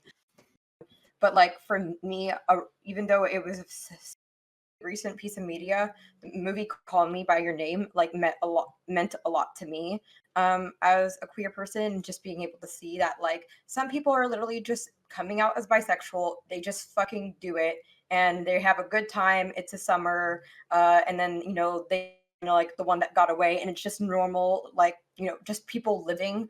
It's just essentially someone learning about their sexuality, and there's not too much of an emphasis on all of the downtrodden parts of it. So I think just like it's important to go ahead and show like the experience of what it's like to be trans. I think a really good thing that could come, that should be coming out in media, though I haven't seen much of it, but perhaps it's because I'm not looking, is just like someone just coming out being trans. Their parents are like, hey, I still love you, and they have a good ass time, and they're like, I'm loving it, ba-da-ba-ba-ba. And like that's what I wish that we could do with media, rather than always showing like all representations of minorities have to be like this breaking news showing every single like horrible thing that happens. It has to entirely encapsulate every single part of the experience. Like perhaps like sometimes people just have chill time. Some people come out as being gay and it's chill. Some people come out as being trans and it's chill. Some people like live as Black people every day and they don't have any issues. They just live. And like I think that would also really help with the normalization process, is just trans people just being trans. Cool. I took my estrogen today and then I ate a burger and then, I went on about my day and then I went to work. So let's go to Alice, Fred, Marcy. So, first off, like everybody's been saying this, and I agree wholeheartedly with it. Like, I'd love to see more trans characters they just happen to be trans, and it's not really a big deal. I don't want tokenism. Like, I think it's good that we have strong, like, main characters that are trans or that are gay or that are representing minority groups quite well. I think it's important to have that. So even though a lot of people's immediate thought was like things like Fantastic Woman, which is literally about a trans woman who like hugely suffers, and it's like she's a very strong character, but it is primarily about how much suffering she goes through because she's trans. I feel like that's like step one, or not even step one, almost like step two, I guess I should say, really. Step one or maybe step zero is like tokenism, where there's a trans character, but they're like a background character and nobody talks about them. And now we've improved that. We've gotten to this point of, okay, now we have a strong primary main character that is trans, and it's like a big important thing about them. Like, sure, they're suffering because of it, and like that's what we're appealing to the cis people's like, oh, I'm tugging on the heartstrings of all the cis people, all those sissies, and then now we're gonna maybe see better representation. I like Katarina's face, Katarina's face there when I said sissies. But now we're going to get to stronger characters where we don't just, they happen to be trans, but we're not just tugging at the heartstrings by showing how much suffering. It just so happens that they're trans and they're just another character. The trans sitcom, I do want to see that. Like, I'm like, and it's been like exposure therapy. Like, I would love a trans Schitt's Creek. That Oh my make me God. so happy. Trans Always Sunny would be great. that would Yes. be amazing. Yes. So I'll try this again. So we have Red, Marcy, and 9 on the list. But Alice, and to the rest of you. So the question was, like, does it still count as a representation if it's not stated? So in this trans sitcom, right? If all of them count as quote unquote passable, right? And the average person cannot tell that they are trans, right? But They don't all have to pass. they don't have to pass. They can be visibly trans, but no, but even that's what I'm trying to grapple, right? So like if there is a trans actor within a some sort of film, right? And they do pass, right? Like I guess you can have an actor who doesn't pass, sure, great. But more likely they will, right? More likely they will. But if they don't, well, let me finish the question, please. If they don't actively say that they are they actually representing the community? I'm gonna so just because I see what you're saying. I get what you're saying. Like if we've got a trans sitcom but it's not actually a trans sitcom. It's just a sitcom, and it just so happens that all the actors are passable trans people. It's still representation. You're still gonna know they're trans, not because you might see it. You won't. You're gonna see it. Gonna look it up. Yeah, the internet exists. You're gonna look it up. I had that experience recently. Actually, I was watching. I can't remember what it was. Oh yeah, the one with the chess game. There's actually a trans character very early in that. One of the like nurses or whatever in the like in the like orphanage or whatever. She's trans, and like at first I was like, is that person trans? Because they don't mention it at all, not even a little bit. Like, and this is from an era where there would not be a trans person. So I was like, that's weird. Like this person, I definitely think they're trans, and I looked them up, and yes, they were trans, and I was like, oh, that's actually kind of cool. This is like just somebody who is trans, and they don't talk about it at all. It's nothing that's ever mentioned, but that is essentially tokenism. It's a character that is, they picked a trans actor. Like, yep, well, okay, got a trans actor. Yeah, I got a black actor. Yep, okay. It's like it's just marking off, checking off the checkbox. So like, I just don't. I like that. I mean, yeah, it's good. It's good representation because that is a trans actor getting a role that has nothing to do with them being trans, and that's fantastic. Yeah, and so wanna... hold on. So I'll put you down on the list, and Tina too. I see your hand up as well. But like, well, I haven't seen. I'm guessing you're referring to Queen's Gambit. I haven't seen it yet. Yeah.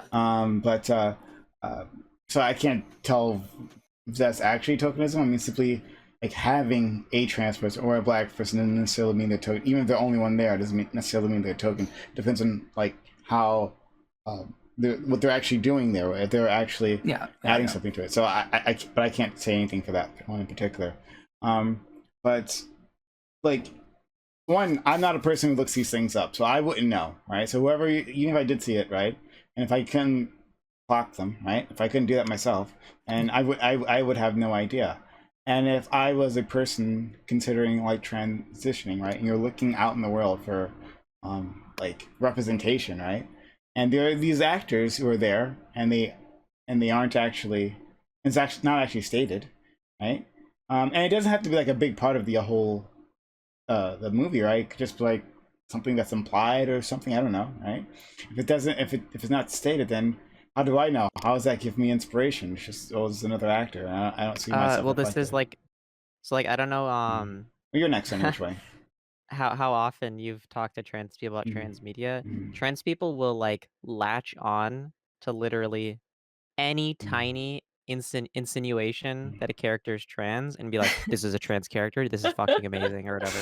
Like it could literally be like the media could be like, this character likes cross-dressing, but they're really like very forward about calling themselves like a woman, and they'll be like trans whatever, right?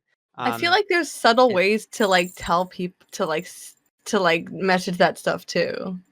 Yeah, so like but I also think like back to something Alice said like a long time ago, the whole like it doesn't matter if it's like bad or good representation, or that we need representation now. I don't really agree, because I think that we should push very hardly against poor representation and push for good representation, even if it's trauma porn. Because trauma porn, like, as much as it sucks, it is relatable, and it also is super important for making cis people feel bad for us. For example, like you brought up the Fantastic Woman. Fantastic Woman was literally used to like change Chile law. It was really cool. But like, what did the Danish girl do? It probably made some people feel bad for trans people, but it also probably made more people think that we're AGPs, right? Um, Repeat. and like the movie Girl, or for example, she cuts her dick off at the end. It's horrible. These like horrendous, right? But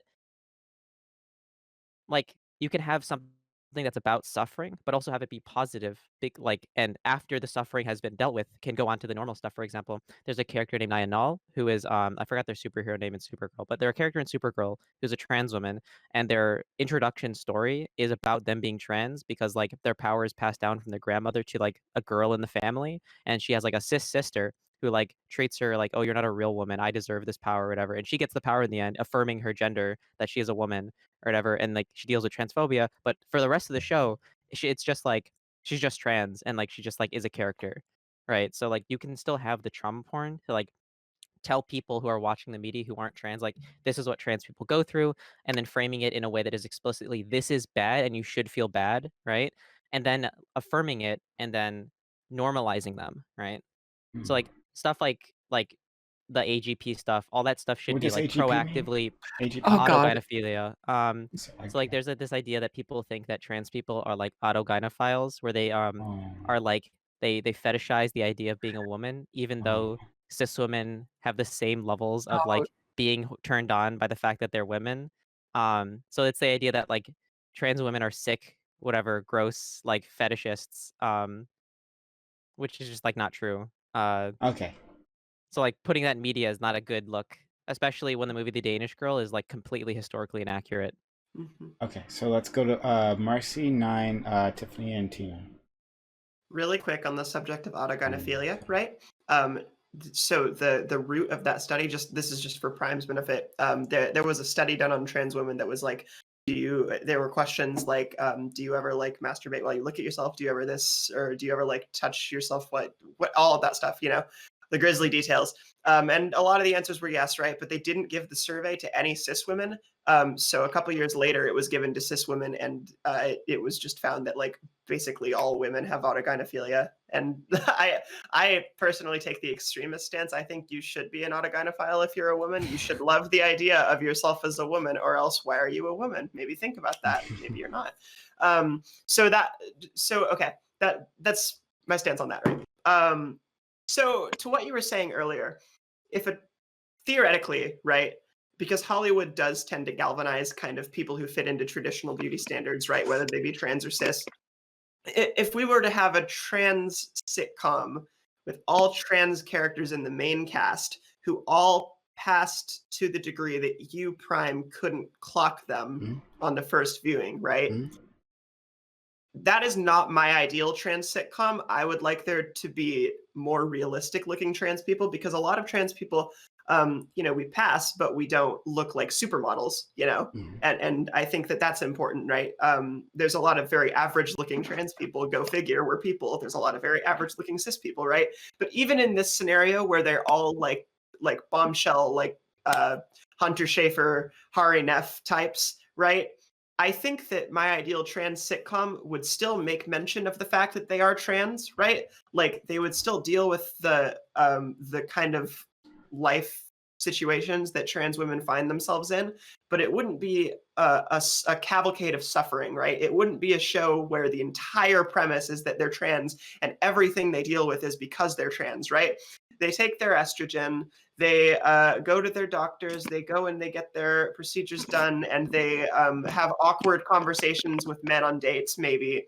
But the entire show, there's other plots that happen, right? Because if you have if you have one trans character, it's very easy to pigeonhole them into all of the trans subplots. But if you have a whole cast of trans people, or like an ensemble, like 4 people in an apartment together or whatever, right? You can't make every story about that, or else the show will be extremely stale. So I think that would be conducive to some better trans storytelling, and to lay the ground for like other writers to kind of do the same. I would like this in this imagined show to be written by trans people, to include trans women and trans men, to be sort of like just, you know, a normalizing venture, right? I am so sick of watching media with 1 or 2 trans characters and just sitting there like, when's the hate crime scene coming? When's the hate crime scene gonna happen? When is this kid gonna be walking alone at night and a man comes out and goes, "Oi, you look at there, bugger, you look pretty cute," and then he walks up and it's a whole mess, right? And I'm just so sick of it. I wish that we had more diverse representation in terms of like story and writing. Yeah, like here's a movie. It's called Boy Meets Girl. It's like a trans woman, but it's literally like a rom-com. Yeah. So I when I said passable, I didn't necessarily mean like supermodel. You know, because that's not what that means, right?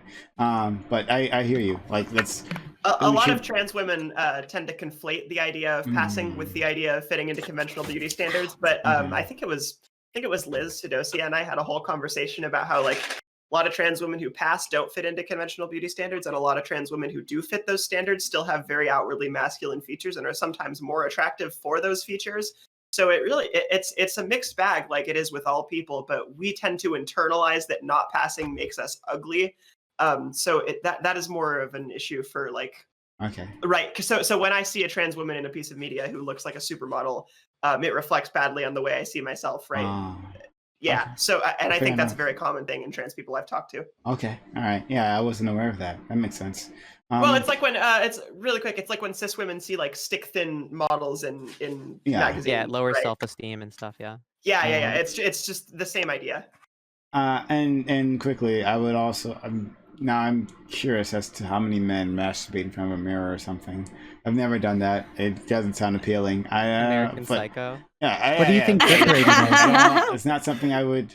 I mean, I've heard of women doing that, but like, I don't actually think that was one of the questions. I kind of spoke on it. It was more like, do you touch like your boobs while you masturbate, or like? Yeah, do the you, like, questions were just arousal from, and then having vulva, presenting feminine, being a woman, looking feminine. Those are the Yeah. questions. It's not like, do you jerk off in front of a mirror? Like wearing clothes that make you look more feminine, etc. Yeah. okay. I really don't want to get us further into that rabbit hole, but we're talking about Blanchard, yes? Yeah. Yeah, the questions weren't even related to arousal from having. It's more of the arousal from the idea. His survey was very weird. It was bunk. Yeah. Okay. Yeah, I mean, yeah, there's like lots of confounding data, which is why I don't like bringing up AGP on a stream like this, because we can't properly address it. It's very easy to debunk what you guys have said about it. So it's just not a good topic, really, because it needs a lot of nuance. That's why I was like freaking out when you guys are like AGP. I'm like, it is relevant to the Danish Girl though, because that movie really plays into that. You know, it's literally her just like the whole movie is just like, oh, woman being a woman. It's like in front of a mirror, like it's the movie that says sympathize with Buffalo Bill, and I think it's gross and I hate it. That's there's one of my least favorite movies. There's some provable cohort though of trans people that are like that. It's not, there's not a percentage, but there is a provable cohort of trans people that are like that are actually EGP, that fit that group. So like that's why I don't like talking about this, because yeah, there are trans people like that. Those are real trans people. They exist. So you have to either say, okay, those real trans people exist and they're fine, or you have to say those real people exist and they're not trans and I don't like them and blah. And I don't really like that position in either way. The argument is about prevalence. Like there are also black people who like are like white supremacists, but we wouldn't say there's like a measurable amount of them that matter. This is why I don't want to get into this. I'm gonna not talk more about this because. Okay. Sure. All right, let's go. I just want to say Ninetales. I love the shades. Let's go to Ninetales, Tiffany, Tina, and Katrana. If you're talking Ninetales, we can't hear you. Oh, I was hitting the wrong hotkey. Hi, I'm Ninetales, and when I masturbate, I play with my boobs because it gives me such a better orgasm. So make with that what you will. Yeah, so as far as like tokenization over representation goes, I think tokenization is a very minimal problem for the trans community. Representation is a huge overarching problem with all media in the trans community. So it's very important that we consider that. We probably can handle a fair bit of tokenization before it does like noticeable damage, whereas not having representation now is doing like severe damage. So I think that as long as it's not misrepresenting, that's the big deal. We don't need an actor's trans identity or an actress's trans identity to be so prevalent in the movie that even cisgender people know. I think a lot of trans celebrities are trans celebrities, like trans people and gay people love them for being trans, and they're just. I don't think that they're celebrities because they're trans. They're just not hiding it. So when you see that celebrity in that movie, that will be significant. Just like seeing. Like especially for trans youth, like seeing your favorite well, I guess like the movie star you identify with in a film you really like would probably be very meaningful. um, so I think that we need to weigh things in favor of representation, especially good representation, instead of representation that's maligned with either reality or the experiences that trans people are trying to tell people they have. But there's also like we're kind of trying, if anything, like tokenization would mean we got to where we're trying to go, because we have so many more things to like cover, um, as far as representation goes, that like a bit of token we could probably use a bit of tokenization. And the final thing is like I don't think it's just like I don't think it's important to just see yourself in the movies. I think it's also like going to like the sitcom idea. It's important to see that you are normal in like the frame of reference that media provides. So yeah, so I think we do need like situations where the person is trans and like the fact that they're trans matters sometimes maybe, but but the sitcoms have always been really good at this, like addressing these issues within a certain setting. And I think that we can just do this right, instead of either like leaving them in the leaving trans people in the dust and or like over representing them to the point where it's meaningless. Let's go to Tiffany, Tina, then Katrana. Geez, with this discussion, I feel like I'm a bad trans woman for not watching any of the movies any of you have brought up or shows. I have no idea what you're talking about. I'm in the same boat, hon. You're fine. Although I did see one, and I am surprised no one brought up Boys Don't Cry, which is another movie about trans suffrage. I want to build off what Alice was saying earlier in to Prime's question. Even if the audience doesn't initially know that the actor or actress is trans, when they find out, it could change their perspective on how trans women look, act, and just them as a person, as opposed to them being trans. Because if they are watching them and they're taking them in as an actress, not even thinking about they're trans while they're watching it, it could change their perspective.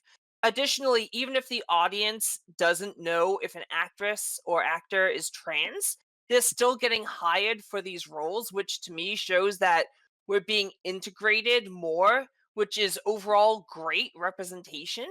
Perhaps Marcy's dream of an all-trans sitcom isn't that far out of the realm of possibility. If the course of trans actresses, if this course of trans actresses continue. I do want to say though that I've always wanted to make a horror comedy where there's a house of trans women living together and there's a zombie apocalypse and the only people who can't get infected are trans people. That's the movie I want to make. We'll team up, Tiffany. We'll DM me on Twitter. We'll get script writing.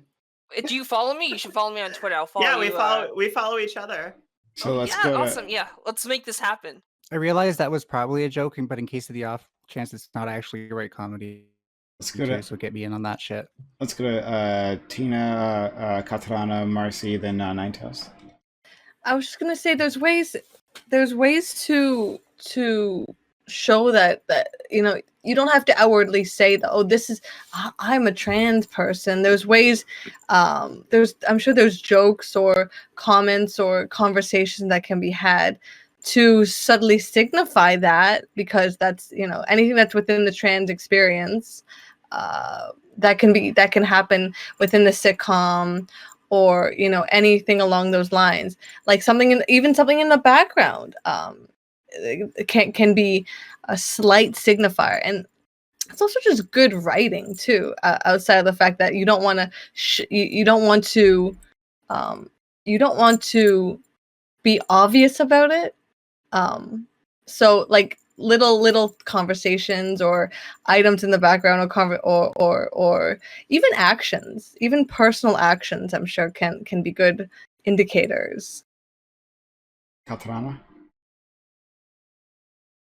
Yeah, I guess I want to partially build up on what Tina just said. So like, yeah, it's generally a good sign of writing if you don't have to put everything in like the most blatant exposition ever, and essentially just say like, the first minute in like a movie, you have to go ahead and explicitly say, "Hi, I'm trans, and this is my story." Like, unless you're writing, I don't know, Paper Towns or some other John Green adaptation, like you shouldn't have to go ahead and do like some type of exposition. That shit. Usually there's some form of a slight nuance, and you assume that like whoever's watching your movie isn't a complete idiot. So yeah. Also, I look forward to a world in which we have token straight friends. So I'm here for it. When I get to watch this trans roommate situation, and then the token straight friend comes in and starts like, or token straight cis friend, and just says something, and everyone's like, "What?" I'm here for that. And I pray every morning to a picture of what do you call it? St. John, just saying, "Please, one day, let this happen." So. Yeah. Next person. Marcy, then 9. I just want to say, Katarano, when you mentioned like really blatant exposition of like, "Hello, I am trans. This is my name," I imagined like like a movie about my life, right? Where I wear estrogen patches, where like I rip my patch off at the end of the week, and it's like, and then it freeze frames in the middle of me like in pain, and it's Baba O'Reilly by The Who starts, and it's like, and the voice comes in, and it's like, "Yep, that's me. You're probably wondering how I got myself into this situation." Well, That's exactly what I'm talking about. That's exactly what I'm talking about. Yeah. That's just a silly mental image. But I want to bring this around really quick. Non-binary representation. My partner in the other room is non-binary, goes by they, them, right? And they brought this to my attention a couple days ago. Can any of you name a non-binary character in anything who isn't an alien or a robot? Because I can't. They legit just came out with a non-binary Jedi in, I think, the comics for Star Wars. Who is an alien? Oh, Okay, you said so there's this- non-alien? Wait, Yeah, Oh yeah. yeah. Oh Yeah. damn it! Steven Universe counts too. Yeah, Fuck. they have to be non-binary, and they can't be an alien, a robot, or another strange creature. There was one, and was it Billions? Was Giovanni. it or something? There was a Showtime show, I think. But there was one. Oh, really? Yeah. Okay. Yeah. Okay, but Steven feel Universe only in the half Sabrina counts. show, the new Sabrina, the Teenage Witch, there's a non-binary character. Oh no, I feel that's a trans non-binary, man. That's a trans man, right? non-binary. No. Non-binary. Yeah. NB Expressly. representation is like a very, very new thing, right? And it hasn't had the like storied, horrible history that trans femme representation has had, or the infantilized, like lost soul woman history that like trans mask representation has had. But I think non-binary people seeing themselves reflected in more human roles, in roles that exist in the way that I've kind of laid out. I wish trans roles existed, where they're just like a person who doesn't vibe with either gender, would be really, really cool. I think we should strive for a world where all gender and sexual minorities are able to see themselves reflected in the normal people on TV. So someone in my chat says I don't watch Steven Universe, but something about a character named Shep is a human and non-binary. So I guess I that fits. tried to get into Steven Universe, and I really like all of the characters who aren't named Steven Universe, but that kid is so goddamn annoying that I can't watch it. I like his voice, it like hits my ears like nails on a chalkboard. Oh, But you just mean the voice, though. Yeah. Okay. The voice of Steven's Steven. adorable. Oh wait, here's a non-binary character. Hanji from Attack on Titan. That's Yeah, I don't know who Shep Ah, is. That must be a recent character that they I'm so added. sad, dude. I watched Attack on Titan season 1 in high school, and I really liked it, and I haven't seen it since. So yeah, there was definitely one. I tried getting Steven Universe previously, and I couldn't make it happen. I kept falling asleep. It was not interesting. I tried my best. I heard a lot of great stuff about it, but just it didn't hit for me, unfortunately. But yeah, there was that one non-binary character there. I forget. I could be wrong about this, but ABC has a new show. I haven't watched it. Where like these women get kidnapped, and it's like all about like getting them back, right? These young girls get kidnapped, and they were making a big deal out of having a certain type of character or star. I Either it was a trans woman or it was a non-binary. I want to say non-binary. I could be wrong about that though, because I haven't seen it. But but okay. So I have a question, and then before I go down further down the list, because all right. So I'm with you. You know, we should have everyone represented, right? But like, in but like, how much, right? Oh, Like enough. If like enough, sure, but what does enough mean? Like with non-binary individuals, I have no idea how much of the population they make. But like, how often would be enough? What would that feel like, right? Say not enough to not enough like where there's a non-binary character in every other movie or show, but enough that once you watch enough shows and you see enough non-binary characters, you're not surprised by them existing in a role anymore. That's what I think would be a good balance. I don't have an exact like scientific measurement of how much exposure to a thing it takes to normalize that thing, but I think there is a happy medium there. I want to say one more thing before I yield my time, but someone else can comment on this. I'm a big numbers person, so for everything I do, I always want it to be perfectly proportional. What percentage does it make up of the population? That proportion of the movies need to be about non-binary people. I'm very, very, very numbers oriented, so I think do that. I mean, how many movies are in the box office in total in a year? I would assume there's like what 5 that drop every week, 3 that drop every week. So I want like one every month to be about non-binary people. There we go. Or involve a That's- non-binary character in some way. Yeah. Yeah. It doesn't need to be like and not everything needs to be called like the day diaries or something. Like I'm okay with it just being a form of representation. I just want it to be more integrated, and I'm very into just making sure it's like frequent enough that like it actually represents what the population looks like, because like I have debates with people sometimes and people are like, why are we even talking about intersex people on this debate when we're talking about this? Like they're not enough of the population. I'm like, actually they are perfectly enough of the population that we should be talking about it.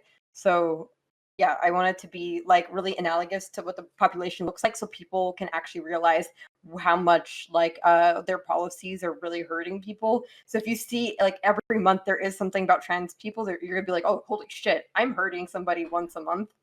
Like a period. I want it like a period. So let's go down the list. So Tina, I guess Katana just went, Marcy, and 9. And just for the record, yes, Big Sky, which is the one I was referring to from ABC, does have a non-binary character. It's a newer show though, like came out this year. All right, so let's go to sorry, what was the next one? Tina. Yeah, I pretty much did everything I already wanted to say. Yeah. Okay. Pass over. Okay. Marcy already just went, so let's Wait, go I just wanted to say one more thing really quick. Okay, sure. All cis people watching, anyone whose gender matches what they were assigned at birth who's watching, stop giving South Park a pass, right? It's kind of funny sometimes, sure, but 15 years ago they did an episode about how gross trans people are and everyone gave them a pass, and 2 years ago they did another episode about how bad trans people are. It's not even that funny. And it's Come on. Yeah, and they still got a pass. So They've gone downhill. We can quit giving the South sports Park episode, the pass. I think. So like this is like the South Park is like so damaging to the minds of like middle school white boys. It's so like the Hulk Hogan episode with the trans women in sports or whatever. I I I can't empirically prove this, but I would bet my left leg like that episode had like an impact on what people view like people view like trans women in Dude, sports. Prime So knows. I I was on want. an open panel the other Oh. night with someone who I didn't know, and I guarantee, like, they kept saying, like, well, trans people in sports actually do have it, and I could just tell they'd seen the South Park episode and read nothing else. So I agree with you, Charlotte, completely. Let's go to Ninetales.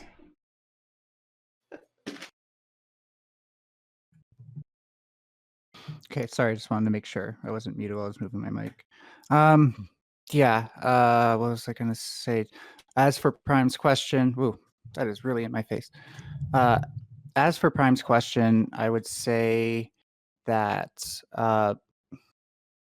like right now, if you talk to most people on the street about a trans person, they'd get something like basically playing into Marcy's theory, because I've been holding on to this forever.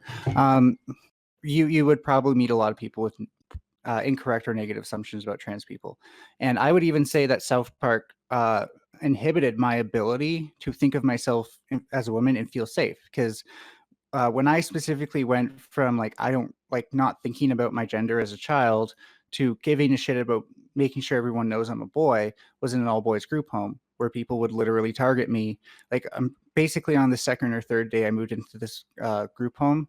I was called Fairy Boy from that point on, because I was just feminine and very sensitive, and I didn't really operate based on like my masculine identity like all the other boys there. I was also pretty young, but but based on that place being violent and that happening to me, I was perpetually afraid of even just acknowledging to myself that I could be feminine. That like it's, and then like of course, just like my internalized toxic masculinity. Well, I must be gay. You know, I must be gay if I sometimes find guys attractive or something like that. It can't just be that I'm feminine, because that's hardly represented.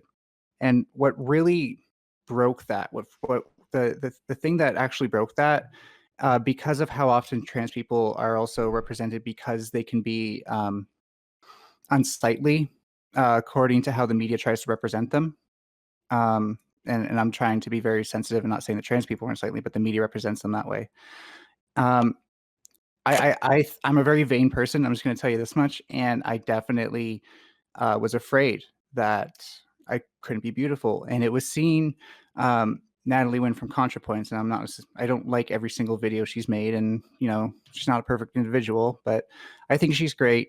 And seeing how pretty she was, it was probably like the first passing trans woman who I've seen who was like genuinely beautiful.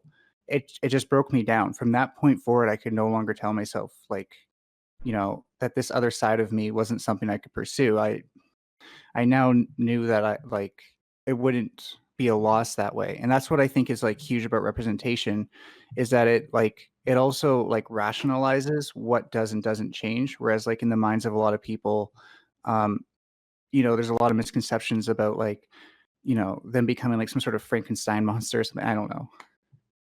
Okay. Yeah, someone in my chat brought something up real quick. Back to the non-binary thing real quick. Non-binary people should be 1/3 of all trans representation in media, because non-binary people are 1/3 of all trans people. All right, that's all I gotta say. Katarana, and then Tiffany. Yeah, so I have 2 points I wanted to make. So one, I think it's also really important, and I guess it's kind of to be expected, but I feel like there's a bit of saturation of like white trans representation. And especially within like the Black community, there is a lot of like really when it comes to different types of queerness, and I think it's really important to go ahead and have like more intersectional representation of transness, because I think different media figures, like the first time I knew that like transness was a thing was when I saw like a Black person that was going that was trans in the TV show Star. And like I think seeing like a bit of like the storyline and the story arc for that really helped, like with me not just being like all, I guess, weirded out, especially since I was like in a Christian school at that time. It really helped with like lightening the blow, I guess. So like just having like seeing I guess a trans person of different types of identities could really help with people, especially like in the Black community, not just being like really weird about it, like, oh my gosh, women with penis, oh that's so weird, da da da. Especially since yeah, there is a historical precedent of Black men being particularly transphobic.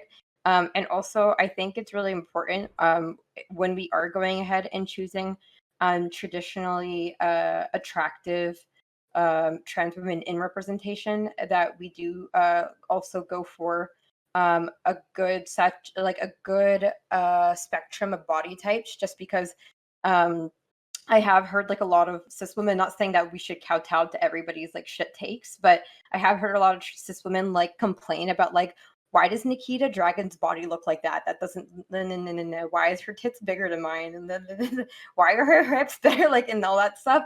So just kind of like going ahead and having. Are like, you a saying good spectrum. dysphoria?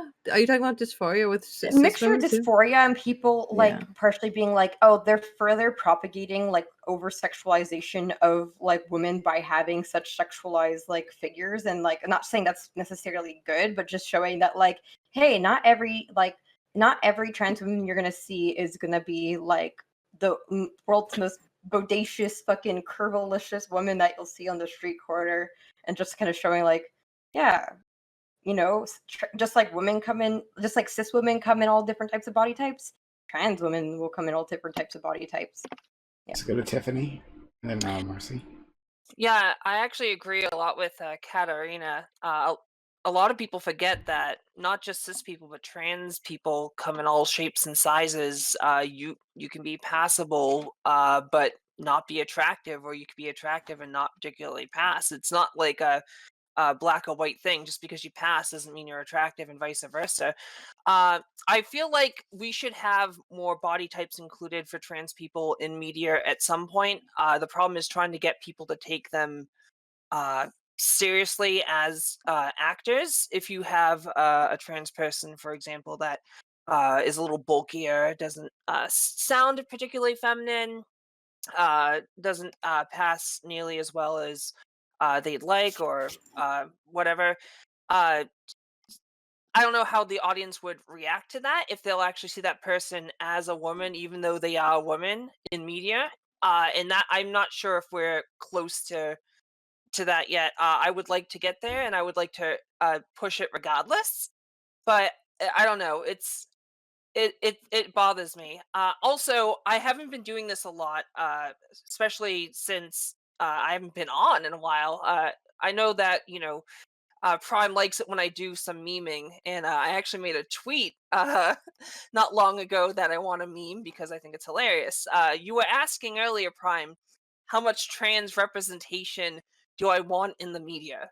Well, I want enough trans representation in the media to the point where people will stop saying, I don't mind heterosexual people in media as long as the writing is good and they're important to the plot.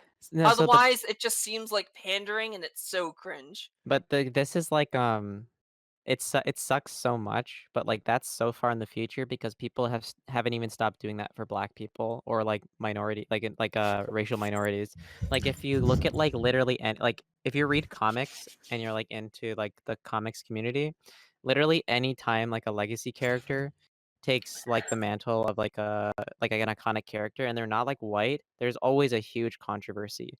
When Miles Morales was created back in the day, people literally sent like death threats, like because like they're like Spider-Man isn't black, blah blah blah blah blah. There's all like Comics Gate and all that stuff. People still complain about black, like forced representation or forced diversity with Black people, and like it's been what, 70 years. No, I definitely agree with you there. Marcy, and then we'll move to the next question.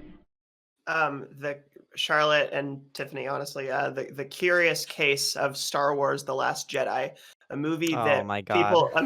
people decided to hate because there were minorities in it, and those were the shitty people.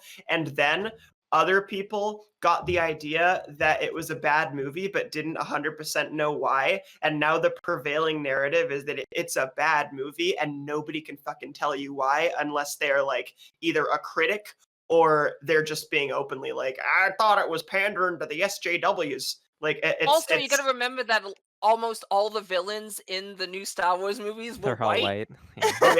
Oh yeah, it's pushing the great replacement. It's the narrative. It's the white Mayo side jokes coming at me. Yeah, God. Anyway, Katarana, I agree with you. I've heard that sentiment from a lot of cis women, be they TERFs or be they not TERFs, be they just like making kind of offhanded remarks.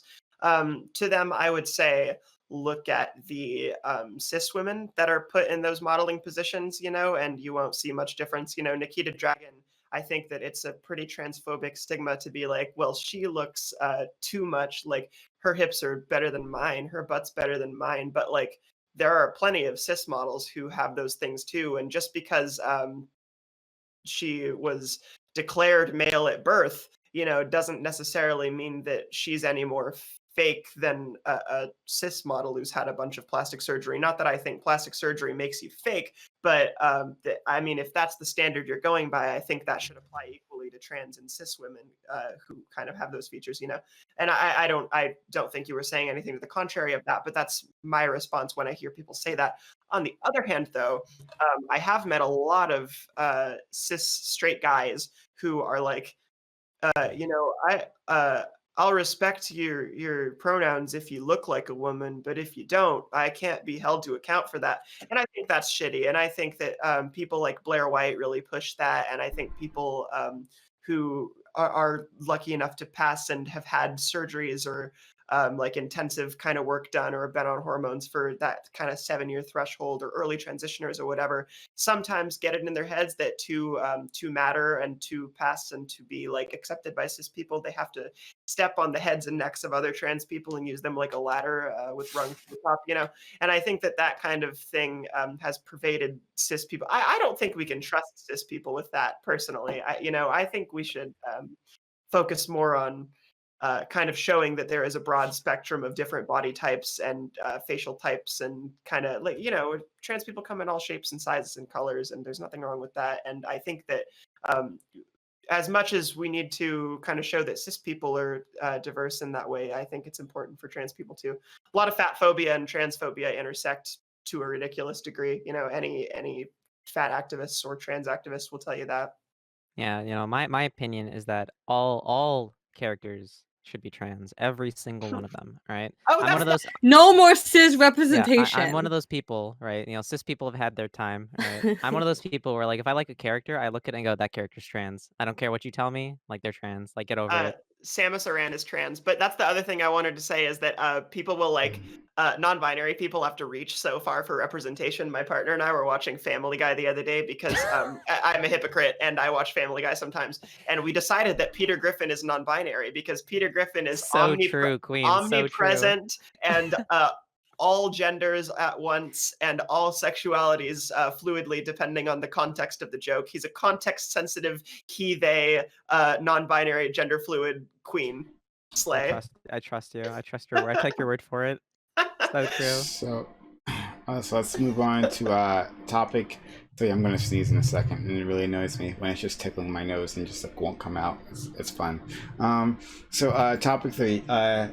Tech bosses like Mark Zuckerberg and Jack Dorsey are being grilled by U.S. politicians over the proliferation of discrimination on YouTube, Twitter, and Facebook. This latest hearing is the first since the storming of the U.S. Capitol. Politicians believe that was a tipping point for greater regulation. They have said they plan to change the legislation that protects online platforms from liability for content posted by third parties. What do you think can be done to stop the spread of misinformation? Should the states regulate news? Should freedom of the press be looked at for possible changes? Is this a First Amendment issue?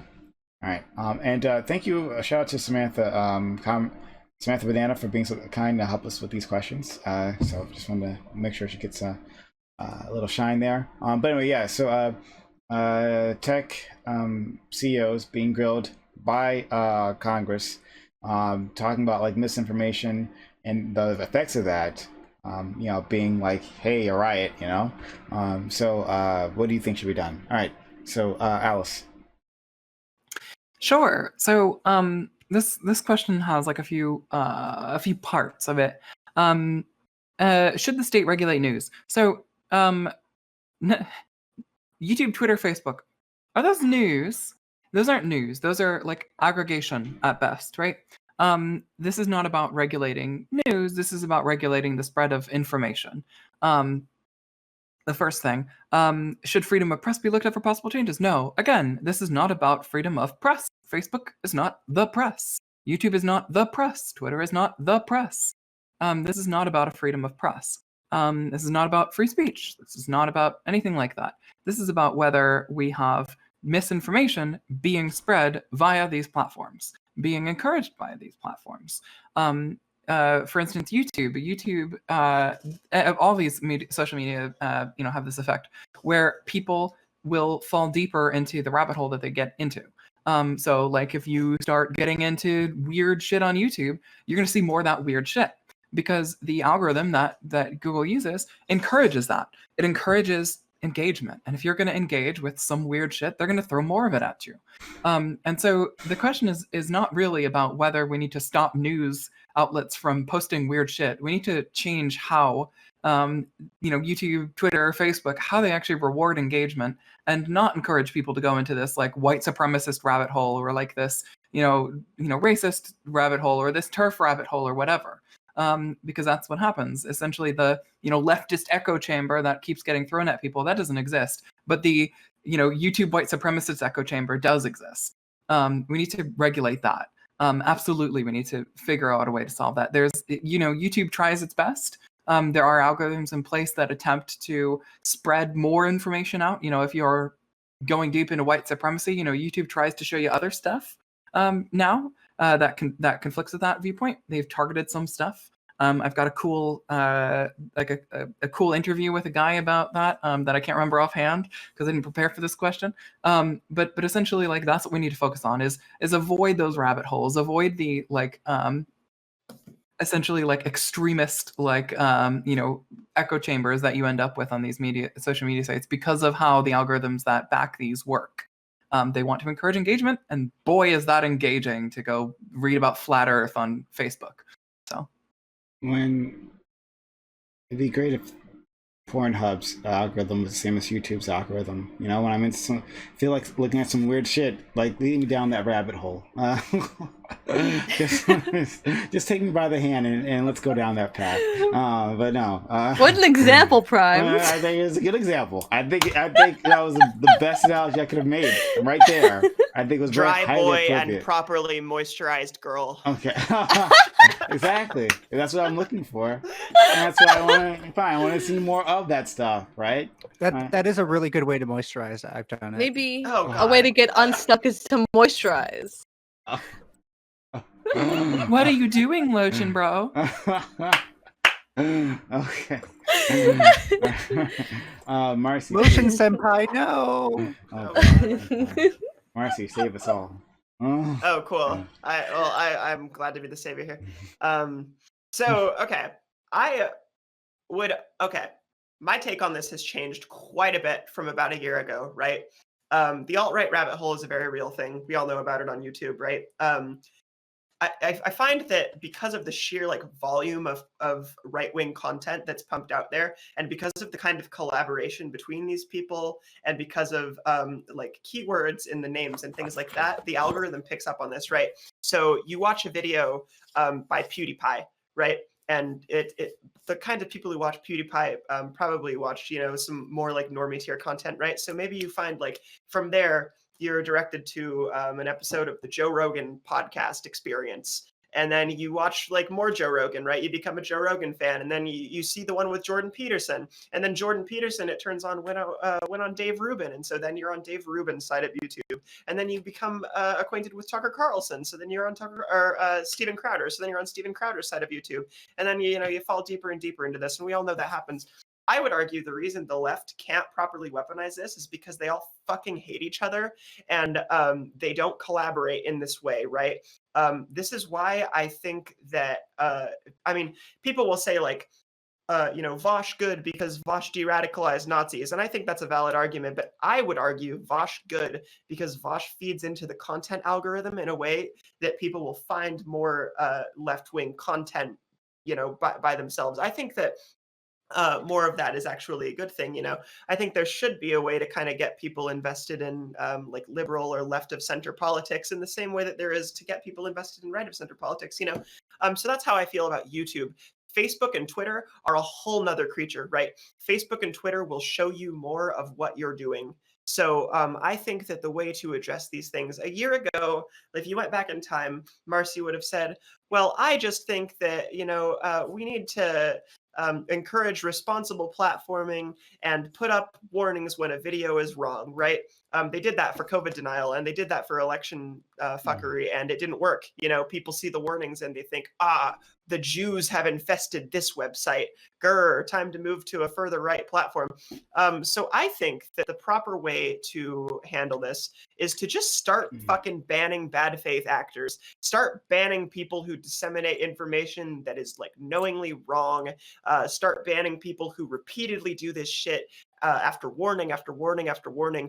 And just that will go a long way towards kind of stopping this kind of internet radicalization machine. It won't obliterate it, right? There's still going to be a problem of these websites' algorithms showing people what they want. And I think that the algorithms themselves need to be worked on. But just banning the bad faith actors, like the cream of the crust of the shit, will help a lot. Thank you. All right. Ninetales, please. Oh, okay. And I did it backwards. Okay. So responding, what was I? Oh yeah. Marcy, I may have gotten your point wrong, but I think the key difference between right wingers and left wingers when it comes to like the YouTube war is not just YouTube itself or like who's specifically doing what content creator wise. I think right on the right wing, there's also just like more think tanks and more millionaires and more grifters kind of like causing the content to be generated and boosted that way. For sure. Yeah, so I wanted to point out that misinformation and disinformation are different things, right? Disinformation is an attempt to mislead people. It's much closer to propaganda than misinformation might be. Misinformation might be like accidentally changing the context or taking something out of context, like a journalist, but disinformation would be like purposely doing it.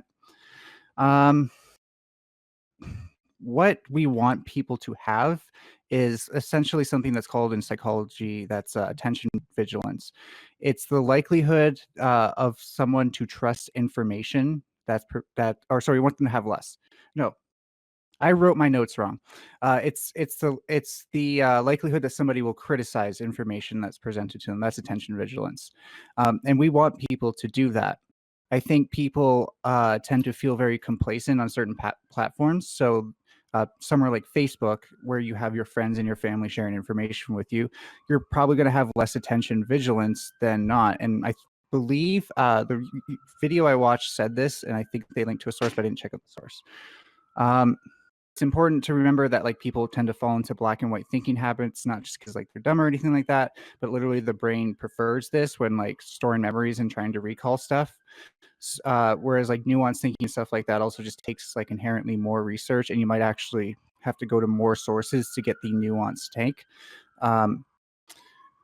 So I think the best way to counter that sort of mis and disinformation is first of all focus on the disinformation. If like propagandists and grifters and stuff like that, they need to be targeted. Secondly, like provide more facts with the misinformation, like kind of what Twitter and YouTube has done. I think not everyone's going to click it. It's going to be like a small minority of people who click it, who see that link, but it's at least a trusted source. So people have a frame of reference, because the people who are most likely to be misled are the ones with no frame of reference to like a better source or something that's more applicable to reality. Yeah, I think that's basically it for now. Right. Yeah, so She got disconnected. You might want to go ahead and tell her, Prime. Red, you got knocked out of Discord, I guess. I accidentally got moved into the other room. Can you bring me back? You're here. You're here. Oh, I see. How did that happen? I didn't do that. All right. All right, thank you. So yeah, Fake news spreads faster than real news. The state should most definitely take a role in regulating Facebook, Twitter, etc., and stop them from, not proactively spreading, but failing to stop the spread. For example, we saw this most recently in Myanmar when Facebook failed to literally do anything to stop the spread of information that has led to genocide. So that's really bad. Uh, and yeah, the whole First Amendment, freedom of the press thing. I do think that we should fund more publicly funded media because a big cause of fake news and fake scientific journals, etc., is the profit motive, and this can be demonstrated. And publicly funded news is more likely to just do journalism for the sake of journalism because they are not driven by AdSense and they're not driven by clicks because they are just guaranteed funded by the state. So journalists are able to just be journalists. There's a numerous amount of things you can do to solve the problem, like forcing Facebook and Twitter to fact check or stop the spread of certain information. And I have a bunch of stuff in chat or whatever. Okay. Katrana. Yeah, so I think a lot of when I was reading through the article, I think it really seems like politicians are trying to go ahead and blame their general ineptity and lack of action over the last 4 years on Facebook. Fascism happened. It must be Facebook's fault. And honestly, I think what needs to be done with about that is choosing such celebrity personalities as your figureheads for your party, but also I think a lot of this has to do with an education issue. I think the public is just generally media and scientifically illiterate, and any website or that says something, they're just automatically going to go ahead and take it as true, as long as it happens to be in line with their belief system. And I think a lot of what we can do to go ahead and stop the spread of misinformation is teaching people from a younger age how to be more critical of different types of sources. And I think we just generally teach complacency of state-run and general types of media from a really early age. Just like you're told not to be too critical of your history books, I think it just propagates further and further to the point that you're just yep, anything sounds good. Was TV said it? Good enough for me. So I think that's really something that should go ahead and be done. I don't think the state should regulate the news. I never think that's really a good idea to have state-run regulation, but I don't have a problem with public funding. Is this a freedom of press issue? No. Is this a First Amendment issue? I mean, people are free to go ahead and say whatever nonsense they want. I mean, I believe that the majority of what people say when they're going ahead and trying to speak more educationally is probably incorrect. We're all misquoting stats and facts all the time. And it's not really Facebook's job to go ahead and make sure that everything I post on my Facebook, if I say it's something happens at a 22% rate, to actually be LOL, it's actually 25. But a lot of these really huge conspiracies that have become an issue over the last couple of years, I think it would be nice if they went ahead and said, hey, I noticed that this QAnon shit's kind of taking off. Let's go ahead and put something at the bottom that says misinformation, and then just goes ahead and puts that there. Sure, it might further galvanize and I guess excite the type of people that believe it's a conspiracy, because they might think big tech's doing everything, but it might be still helpful for some people. So I think it would just be nice if every once in a while they put labels just letting when something's getting really huge that this is misinformation. But I don't think it's their job to go ahead and check every single person's Facebook tweets and YouTube account to make sure that there's okay, so you said one stat wrong here, let's fix that. So that's my stance on this. Great, thank you. Let's go to Tina. I just want to emphasize we need to really, if we're going to punish these corporations and companies for allowing disinformation to spread, and I love that what they did over the last year with they flag misinformation. I think not only do we have to do that for longer to really drive it home, we haven't done it for long enough, but we have to hit them with where it hurts, and that's just mass fines if they let misinformation spread that widely without cracking down on it. We need to, and I'm talking like a lot of money. Find them a lot of money. So at least scare them a little bit. That's what I think. Tiffany. I didn't prepare for this topic, and I feel like I really should have. So, pardon me, for ranting a little bit. I feel like Alice was correct in her opening statement. Social media platforms are not news. That being said, fake news or otherwise does circulate these platforms. The sources can and do often radicalize people and funnel them into a bubble due to the various algorithms on the platforms. I do think the onus, at least to some extent, is on the platforms to properly regulate the disinformation by removing it. It's been shown that barring and deplatforming alt-right individuals, including Nazis, is a detriment to the alt-right movement as a whole. For example, Stefan Molyneux, this guy had 5 million subscribers on YouTube, and once he was banned, now he holds, I think, under 50,000 on BitChute. Oh my god! Oh yeah, my god. yeah. These are just like, there are more examples of this. I could pull up a few if anyone wants it, but the point is, neutering the alt-right's ability to spread lies works. If Ben Shapiro, PragerU, and Blaze TV were hit with a ban hammer, that would go a long way to de-radicalizing a lot of people. Sure, a lot of the righties who've already drunken the Kool-Aid will just run off to their favorite poll thread, but without a voice, it's harder to move more people to the right, which is something I want to prevent, and I'm sure many of you do as well. Okay. So we've got a Red, Katarana, and then Marcy. Oh, and Alice. Yeah, I just wanted to say, well, I do think that the YouTube guys, like the internet people, are important. On YouTube, I think when you compare them to people on Facebook, like Facebook platforms, they're much larger. And if you look at, for example, I think Fox News relative to Ben Shapiro is a much larger contributor to like a bunch of fucking right-wing nonsense that's happened in the past like 10 years. So yeah, I think cracking down in some fashion on Fox News would be helpful. Okay, so Red, Katarana, Marcy, Alice, then 9, and then Tiffany. Yeah. So in terms of, I heard that Tina was saying that like these platforms, their job should be to go ahead and take down some misinformation, but I don't entirely like agree with that. I think like the only like true responsibility that all these different platforms would have is to make sure that like people aren't advertising things.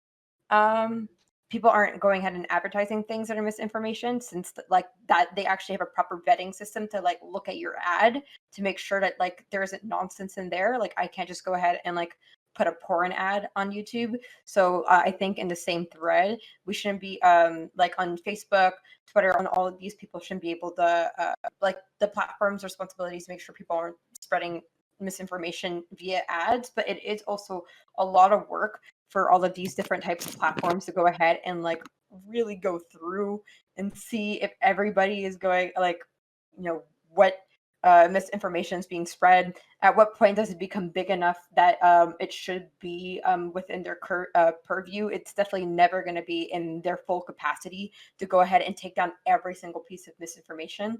And yeah, that's why I said if it spreads largely. Okay. Yeah. But I think it is understandable that like I would definitely like go ahead and like point fingers at YouTube and all these different things if they were letting people run ads that were like fashy or misinformation or corona denial and all these things. Like that's 100% like they should not be doing that. And I think thus they haven't been really giving out ads that are misinformation and nonsense like that. But I do think they kind of do promote like MLMs a little bit, but that's a bit of a problem in itself. Do you mind if I ask something? What about Sure. paying to paying to get like a boost in the algorithm and stuff like that? Should I be prevented from that as well?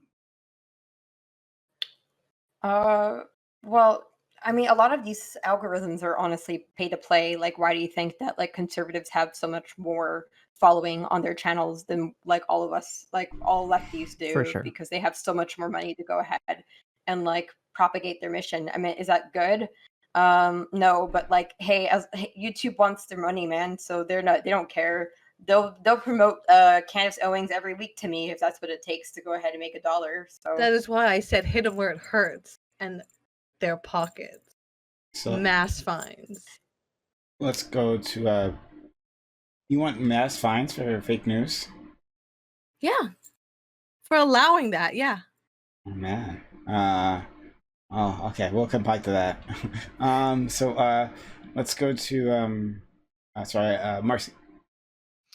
All right, yeah. As much as I love the idea of the government stepping in and mandating that corporations ban the most far right kind of vile figures on their platform, you have to realize, and I know everyone here already knows this, right? In America, where all these companies are based, we live in a country where the government and kind of like media apparatus and everything is lobbied by people whose interests lie in pushing these culture war narratives to distract from the real issues that matter and that would affect them, right? We know that the Koch brothers and the Koch Foundation and the Heritage Foundation and these think tanks will kind of pay for their message to be disseminated on these networks, right? Fox News was a big one for a very long time. It's becoming less relevant, but it's still very relevant.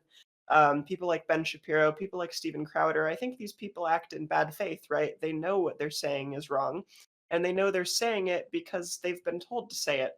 I don't think that it's realistic to expect the American government in all its lobbying, bought and sold glory to crack down on those people, right? I would love for that to happen, but I don't think it's realistic.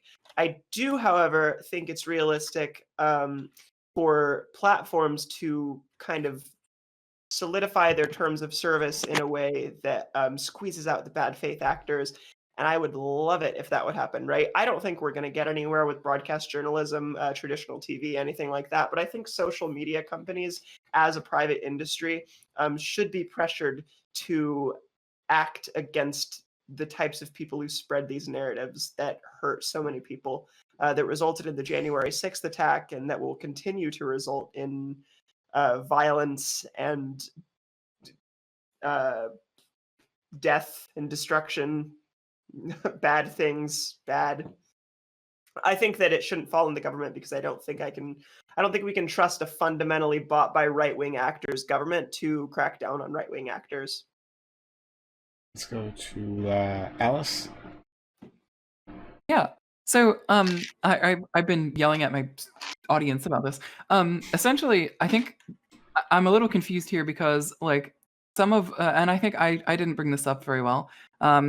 Some of the reason that these people the CEOs of like Facebook, YouTube, Twitter are being questioned is because in the 2016 election we had state actors who are able to push entirely fake narratives. And those are the real problem. It's not necessarily the alt-right pipeline and things like that. It really was that these people were being questioned because of this state actor level of narrative being pushed. Disinformation, and not just somebody being an idiot, but actual targeted state actor level disinformation. And I think that's the bigger problem. So rather than just people being dumb on Facebook, like you get a flat Earth Facebook group. Technically, that's misinformation, but I don't think those people should be fined. Those people are just being dumb. And, even though the pipeline is going to push them in further into their radicalized position, they're flat earthers. I don't care about flat earthers. I don't care about really overall the alt-right pipeline. I care about the state actors that we're seeing that were able to push a narrative on Facebook and Twitter and YouTube that was just patently false, that was designed to discredit a political candidate. What about anti-vax? Would you consider the same thing for a Facebook anti-vax group that's like super massive? Yeah, I would think about the same thing. I think that those people are stupid, but I don't think that we have the right to stop them from being stupid. I think people are gonna be dumb. But I think that when you have a state actor pushing a narrative, that's when I get concerned. I'm not concerned about private citizens being stupid. Anti-vaxxers are harmful, potentially dangerous, but we don't stop you from doing dumb shit. That's not a news level narrative. That's not a state actor pushing something. That's essentially a different situation. I don't think that we can police private citizens for being dumb. Like, anti-vax positions are definitely harmful, definitely dangerous. We should continue messaging against them, but we can't stop people from having those positions. We can't But you police can that. stop them from having them on specific platforms. Yeah, and then they make their own platform, and then they just move there, just like the TERFs did. Can I Gender ask you a critical. question? Go on. Sorry. Go on. Wait. I'm sorry. Finish what you're But doing. but someone brought up Stefan Molyneux. He's like a nobody now. Yeah, yeah. Yeah. You know who Stefan Molyneux is? Yeah, because we've We're previously known talking about him, about but his viewer audience is like significantly gone down. People can remember people, but that doesn't mean that their impact is still the same. Yeah, but I don't think deplatforming works like that. What I was going to finish before is that when they banned the gender critical subreddit, there's an entire new platform called Over It that is where all that moved to, and it's way bigger than the community ever was on Reddit. Which is what my point is that deplatforming doesn't always work when it's just private citizens being dumbasses, and that's what happens. When it comes to like large vocal advocates, though, for right-wing policies and alt-right stuff on YouTube, neutering them does actually impact them a lot. Because the goal isn't just to like de-radicalize people who are already, part of their community. It's to prevent more people from getting sucked in. Marcy was saying earlier that you start out watching Joe Rogan, then you go to Jordan Peterson. From them, you go to like Ben Shapiro. From Ben Shapiro, you go to who else is more right? I don't know. What's that guy? Sargon of Akkad. From him, you go even further right, and it's just a rabbit hole. But if you start nipping these channels in the bud, that rabbit hole stops, and that's actually a benefit to the left, and that's what we're trying to do. I don't want to punish people for being dumb, but we should stop them from spreading disinformation that's actively harmful to people. Being an anti-vaxxer, spreading anti-vaccination stuff can get people hurt, especially if like the parents don't vaccinate their kids. Yeah, sure, the parents are stupid, but now their kids are suffering for it. And then people online are going to hear it, and then they're going to make the same mistakes. I also want to mention Alice? real quick. So hold on. Go ahead, Alice again. I just wanted to say, who's going to be the arbiter here? Like, so we're talking about Facebook or YouTube or whatever. Who's going to be the arbiter? Is Facebook going to be like, oh, no, anti-vax is, well, it's just too dangerous. With TERF communities, they're fine. You leave them up. They're only harming 1% of the population. They're fine. Who's the arbiter here? Are we just going to be Social the media leftist? platforms? Social media platforms have a TOS, and a lot of that includes no anti-LGBT stuff. So if you're worried about that, they should enforce their TOS more effectively or efficiently, I should say. If that's what you're saying. Prime seems to be disagreeing with me. Yeah. Alice, I have a question for you. Hold on, no, wait. Sorry, there's a lot of people in line. And that's not gonna work, Tiffany. It's not gonna work. First of all, anti-LGBT, like, bigotry isn't the same as fake news, right? Like, that's not the same as misinformation. Like, I hate a person, like, I hate trans people. It's different from like making some medical claim about trans people that's untrue. Yes. So those are two different things. And yeah. And sorry, when I meant bigotry, I meant the spreading misinformation. But it's not misinformation. You can't prove that it's misinformation. No, not just saying you don't like trans people, but like data that isn't substantiated or debunked or discredited. Like, this is stuff that you can look up and count as fake news.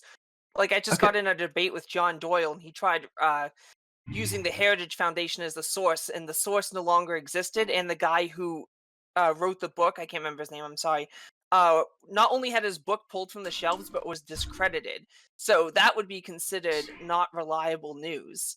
I'm not talking about if someone's just like, I don't like trans people or something. Respond, and then we'll move on. Okay, and someone was trying to ask me a question to clarify something. I'm not sure if that's important, then you should do it, and I should stop talking. I was just going to say that, Tiffany, the problem is that it's like a slippery slope, because So what you're saying is like, okay, so we're gonna make them follow the TOS. Fine, okay, I get it. But then they can post studies like all the time that are not debunked. We could go start posting. We can make a Facebook group dedicated to Blanchardism.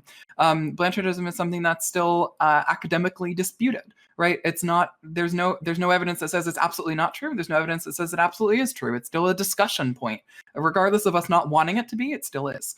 And so the problem is that if Facebook is the arbiter of what's allowed on their platform, which they are right now, right? They are the arbiter of what's allowed on their platform. But if we just say like, okay, well, anti-vaxxing is harming lots of people, so we're going to kick off the anti-vaxxers, then how do we make that determination? What is harmful enough? So, which is why I'm saying it's a slippery slope. I don't like that idea at all. I don't think Facebook should be the arbiter of something like that. They shouldn't allow people who are like, planning terrorist attacks, right? There's a line where we can draw that we can say, yeah, this person's planning a terrorist attack. We obviously can't have that group.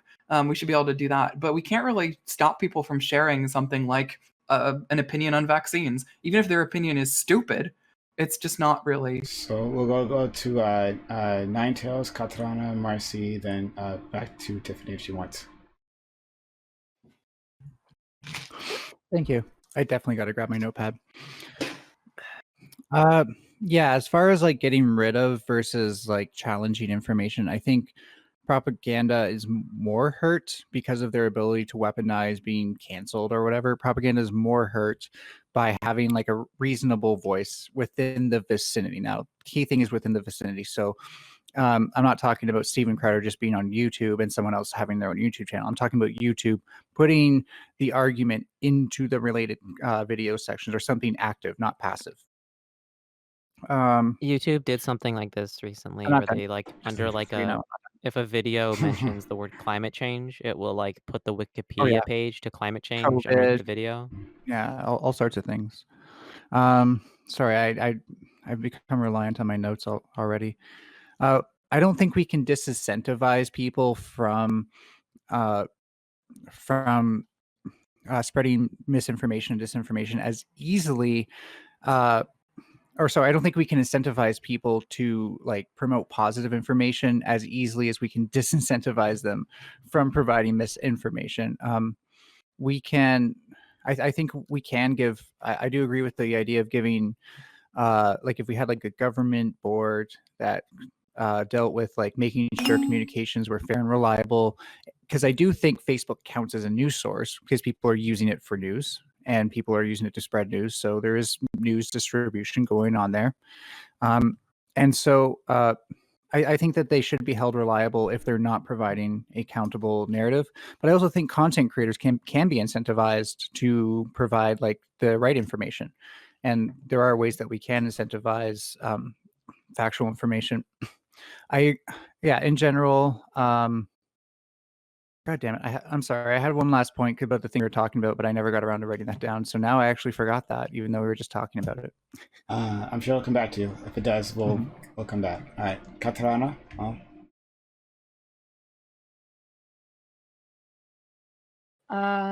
Yeah.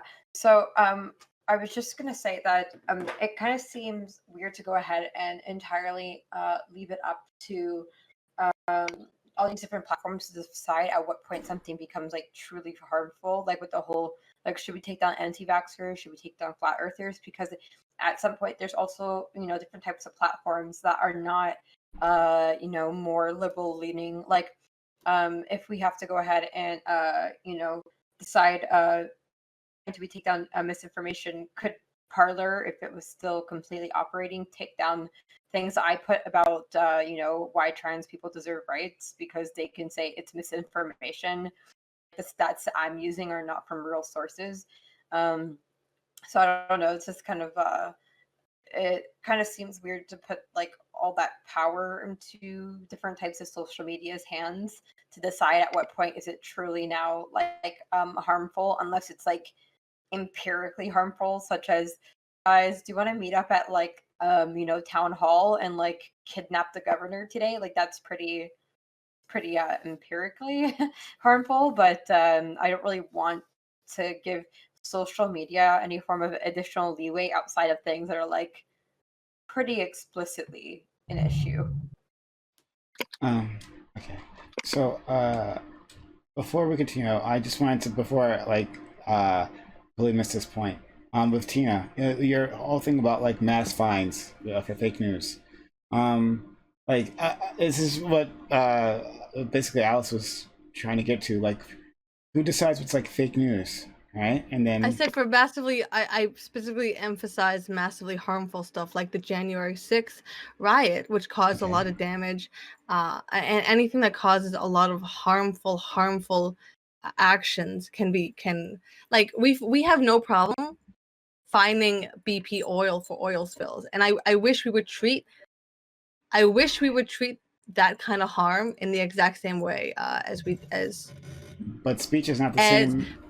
Go on, finish. I'm Okay. sorry, I thought you were done. They benefit from the misinformation that is spread, especially the most damaging misinformation. They financially benefit from that. Okay. So maybe we take away the financial aspect of that direct harm, especially QAnon. QAnon is spread all over Facebook, and that has caused direct harm to millions and millions of families across the United States. It's stuff like that. It's stuff that I am referring to. Yeah, even then. So exactly. So who is arbiter of what part of QAnon is fake? QAnon is even harder to do, right? Like, oh, that they say that Trump will be inaugurated on like re-inaugurated on July the 1st, right? Like, okay. Like, so is that harmful? Is that dangerous? No, it just as makes a them look person? stupid. Yeah. So, but like that's part of QAnon is that like Trump will be inaugurated somewhere further down the year, and they keep pushing the date back. So do you find them because someone? Well, there's violence that there's not just that. There's violence that has come from the QAnon community. Okay, so you have to. I'm trying to understand what you're asking Facebook to do here. You have to map the entirety of the QAnon. Okay, all right. conspiracy. Facebook can. Okay, oh, Facebook doesn't have the capacity to do that. No, but no. they can take our data. No. But I mean, what kind of harm have they done besides just destroying their own brain cells? But Pipe bombs, murders. Anti-vax rhetoric. They literally tried to yeah. assassinate. Someone tried to assassinate the California governor with bombs and knives. Yeah, sure. No, and I But hear that. is that like a but is that like a sole QAnoner, or is that like the QAnon movement? Because is it just people that happen to believe in QAnon? If there and are was no also QAnon, there would have been no dumb? January 6th. So yeah, okay, sure. But True. then again, Thank you're you. asking, yeah, but this is All right, I terrible. can't This is a give terrible enough, idea. Why This do is you a- value freedom of speech in and of itself and not because of the things that it provides us? This is a terrible idea. No, so I'm not a free speech absolutist, but I'm definitely not. I've argued that here forcefully against my buddy Pisco. We've done that many times here. But to just do mass fines against, like, okay, like you're saying, stop what QAnon. Okay, well, there's some things that are, I think, like, even if that's the case, right? Like, in terms of any of these platforms, there's some of those sites that are pretty obviously, like, they call them like QAnon Central. Okay, sure, right? But what if someone else is just talking about QAnon conspiracy theories, right?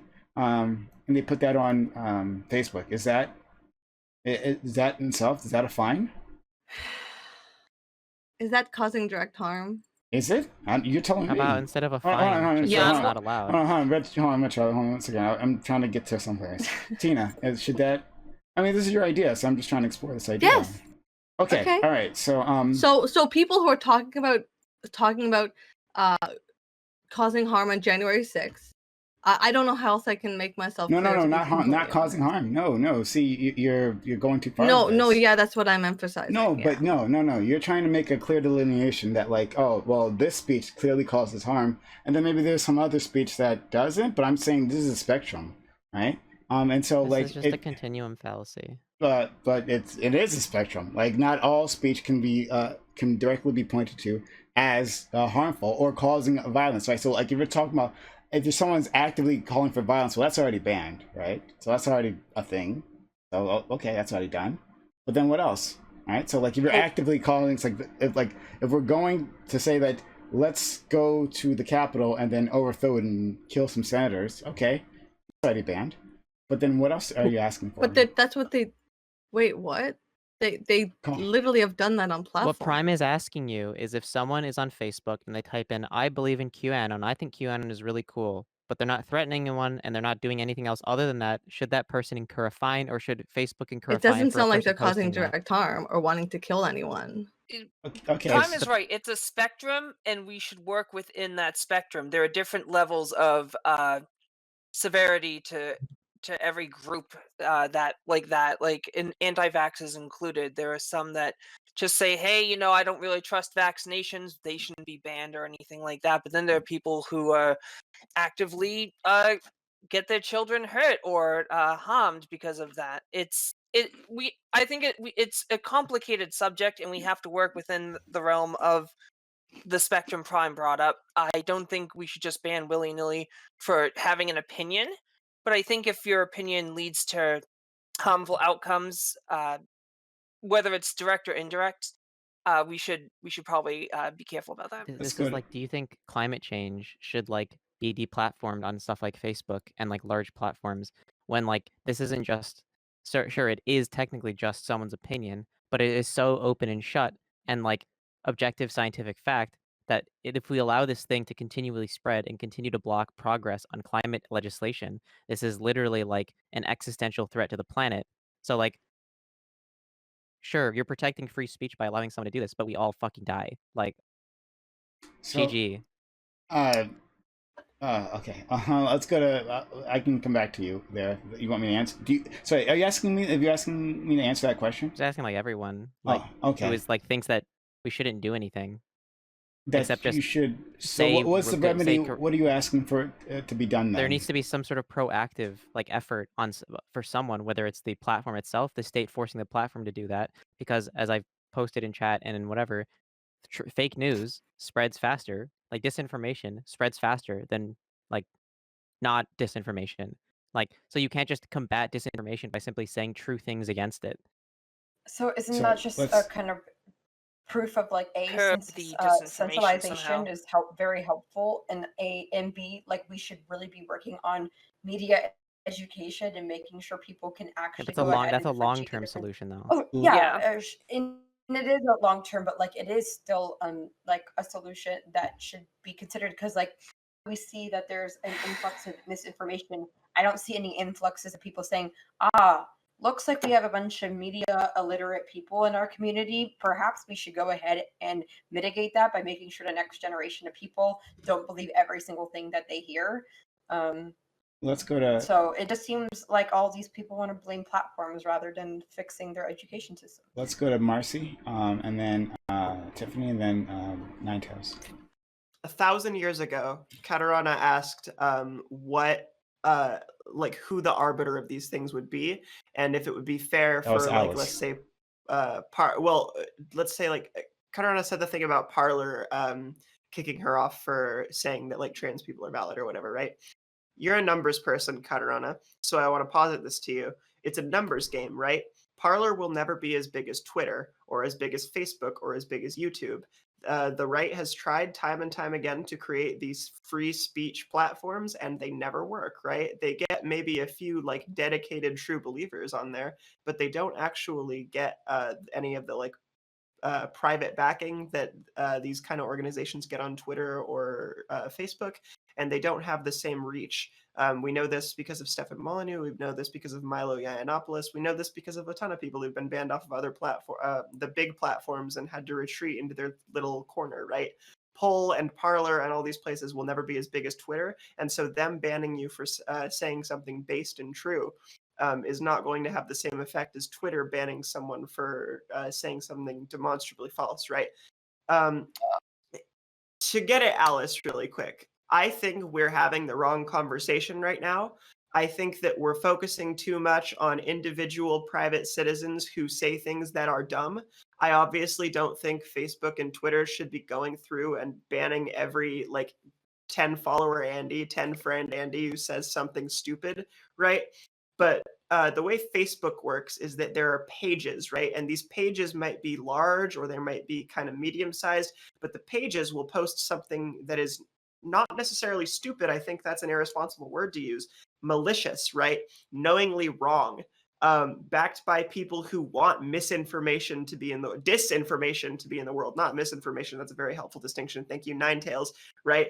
And so I think that we're having the wrong conversation when we frame this as you can't just ban people for being dumb, because while there are some people who are just dumb, right, a lot of the time it is bad faith actors knowingly pushing garbage bunk information that they know is false, but that will get to people, right? I think we can remedy this through social media platforms enforcing their TOS more harshly. And I also think we can get at this through education and teaching people basic media literacy as they come up. This hasn't been a thing because until recently, all news was gained from like 5 sources, right?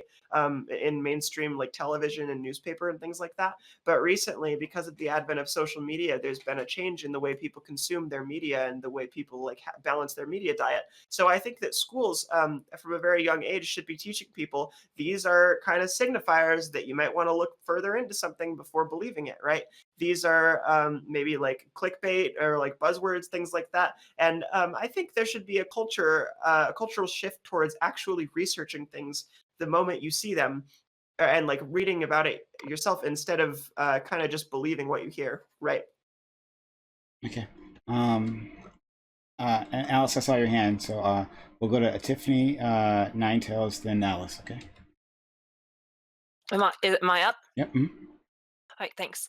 Yeah, I mean, I agree with Mossy entirely. It should be mentioned that while bread tubers like Vosh do help people to the left, it's important to remember that there are more right-wing radicalists with bigger platforms currently that are often funded by other Republicans who want to preserve capitalism and the status quo. This is often done by pressuring culture war nonsense and by instilling fear of the others into their viewers. PragerU recently put out a video that was blatantly in favor of slavery, and yet another one that was against the Enlightenment, yet they get a pass with all the horrible stuff they put in their video. Similarly, Fox News spreads xenophobia every night on Tucker Carlson's show. These news outlets promote a hateful and harmful mindset that do affect how people act, treat others, and more importantly, vote. Okay. Let's go to Ninetales and Alice. Yeah, so I think government to platform to content creator, trickle down sort of punishment for misinformation makes the most sense. We already do this in like the field of journalism and stuff like that, where the news outlet is ultimately responsible for publishing and distributing the information, which Facebook does, but they themselves might hold their journalists accountable and stuff like that. I think in a case where Facebook has been shown to mislead people into whatever ideological rabbit hole that they're in, to be responsible, if Facebook is responsible for the handling of that information, they should be liable for not providing counter information readily available. Because then we now know that that information will cause harm. And we now know that Facebook could have prevented it by addressing that. Now, whoops. I think it's interesting. Oh, Tiffany, I got to say this before I forget. The way you say PragerU is amazing. I'm not sure if it's your accent or if you're doing it on purpose, but please don't ever stop. It makes me very happy. Okay. So like misinformation may be a spectrum, but it's not an even spectrum. A lot of it's distributed to either like misinformation or disinformation, and how harmful it is increases the more it like enters anti-intellectual disinformation. So obviously, as we move to the more harmful side of the spectrum, the punishments increase. It's really hard to make prescriptive standards for like any like given scenario you can put up, because this is like a very relative thing, and I agree with that. But I think as long as there is the spectrum, we actually have a better guide than like randomness towards that point. And it's important to remember, like, the more harmful things get, the more we do. And I just want to point out that like people don't always consume anti-intellectual sources because they're not intelligent. I know most people here weren't saying that, but I just want to point out for people in chat as well. It's important to remember that people follow these things for all sorts of reasons, because of their communities doing it, because it speaks to their own personal ideologies or internalized worldviews and stuff like that. So try not to think about this so reductively if you are going to consider these things. Alice. Sure. So, first off, Parler. Parler has like 20 million users, about 2 million of which are active. So that's a lot of people. In my opinion, I know Twitter is 200 million, but still, Parler's got a lot of people on it. So to like say it's a few people is not true at all. Over it, which is the gender critical spinoff, it's 4,000 people. It's not that many people. It's not as big of a worry. Parler is kind of a pretty big worry. And as to like the private citizens Facebook thing with the pages, like I get what we're saying here is like, okay, well, if you're causing harm, then we should. What does causing harm mean, though? I think is kind of my problem. Is I don't think we can quantify causing harm. Is somebody who's denying climate change causing any verifiable harm? No. They may be spreading misinformation. They may be perpetuating the myth that we're not certain about climate change, but they're not killing people. They're not doing anything that is going to directly harm somebody. You're not going to be able to quantify it. Somebody who's planning terrorism is going to be pretty quantifiable. Yeah, somebody planning terrorism is going to go commit some terroristic act is going to hurt people. Yep, pretty clear. That's a pretty clear link. Easy to identify. We can't allow that. But it's not as easy to do that with something like climate change or anti-vaccination views. Oh, we're just questioning. We're just questioning it. It's just I just don't think it's the right approach at all, because the right approach is really to instead spread actual information. Do what Facebook's doing now. Point out, this is actually misinformation. Here's why it's misinformation. We've got AI. We can do this. We don't need people to do it even. The computer can do it for you. That's how silly some of these takes are. So just focus more on those things. Focus more on providing counter information. Trust that people are gonna move out of those types of circles if we provide counter information. If you've got a take that's so dangerous as to not be able to have it anywhere, I'm a little worried about the veracity of that take then. If you can't provide counter information, I'm a little worried about that. If you can't provide counter information anti-vax claims, you're probably either not providing good counter information, or those people are just not going to take new information regardless, and you're not going to fix it by deplatforming the idea. And again, I just want to say, state actors. I care about state actors. I care about the people who are funded at really, really, really high levels with lots and lots of money to purposefully spread this misinformation. I'm not worried about 2,000 moms on Facebook talking about how they don't want to put, cocaine into their children with the vaccines or whatever it is that moms on Facebook are complaining about with anti-vaxxing. Katarana, then Marcy. Katarana? Yeah, sorry, I wasn't sure if you called me. I do slightly want to push back on the whole idea that it's not quantifiable how many people are being harmed by things like anti-vax ideas, because I'm sure within a long term, if you go ahead and do some type of research analysis and let's see how many people were active on these pages, how many of these people went ahead and, because of the information they saw on their pages, went ahead and spoke to their congressman saying, hey, stop, don't approve the vaccine. How many of those people eventually ended up into office? I'm sure at some point we could have all sat here and said, oh, don't worry about QAnon, they're just some Facebook people. But now some of them are in Congress. There's always the possibility for these things to have some form of quantifiable into society. So I think it's just I think all this is really confusing, and it's really hard to figure out what point should we start at what point should we start arbitrating, or at what point should we start deplatforming people? Because just because it's not necessarily getting state funding today, it doesn't mean in 10 years it's not going to be a bigger party or bigger movement, and it will have state backing. I also want to go ahead and partially push back on when we're going ahead and speaking right now, we speak a lot about right-wing based misinformation, but there is there is such thing as left-wing based misinformation, but it'll never be something that necessarily gets spoken about to the same degree, because left-wingers don't really get funding.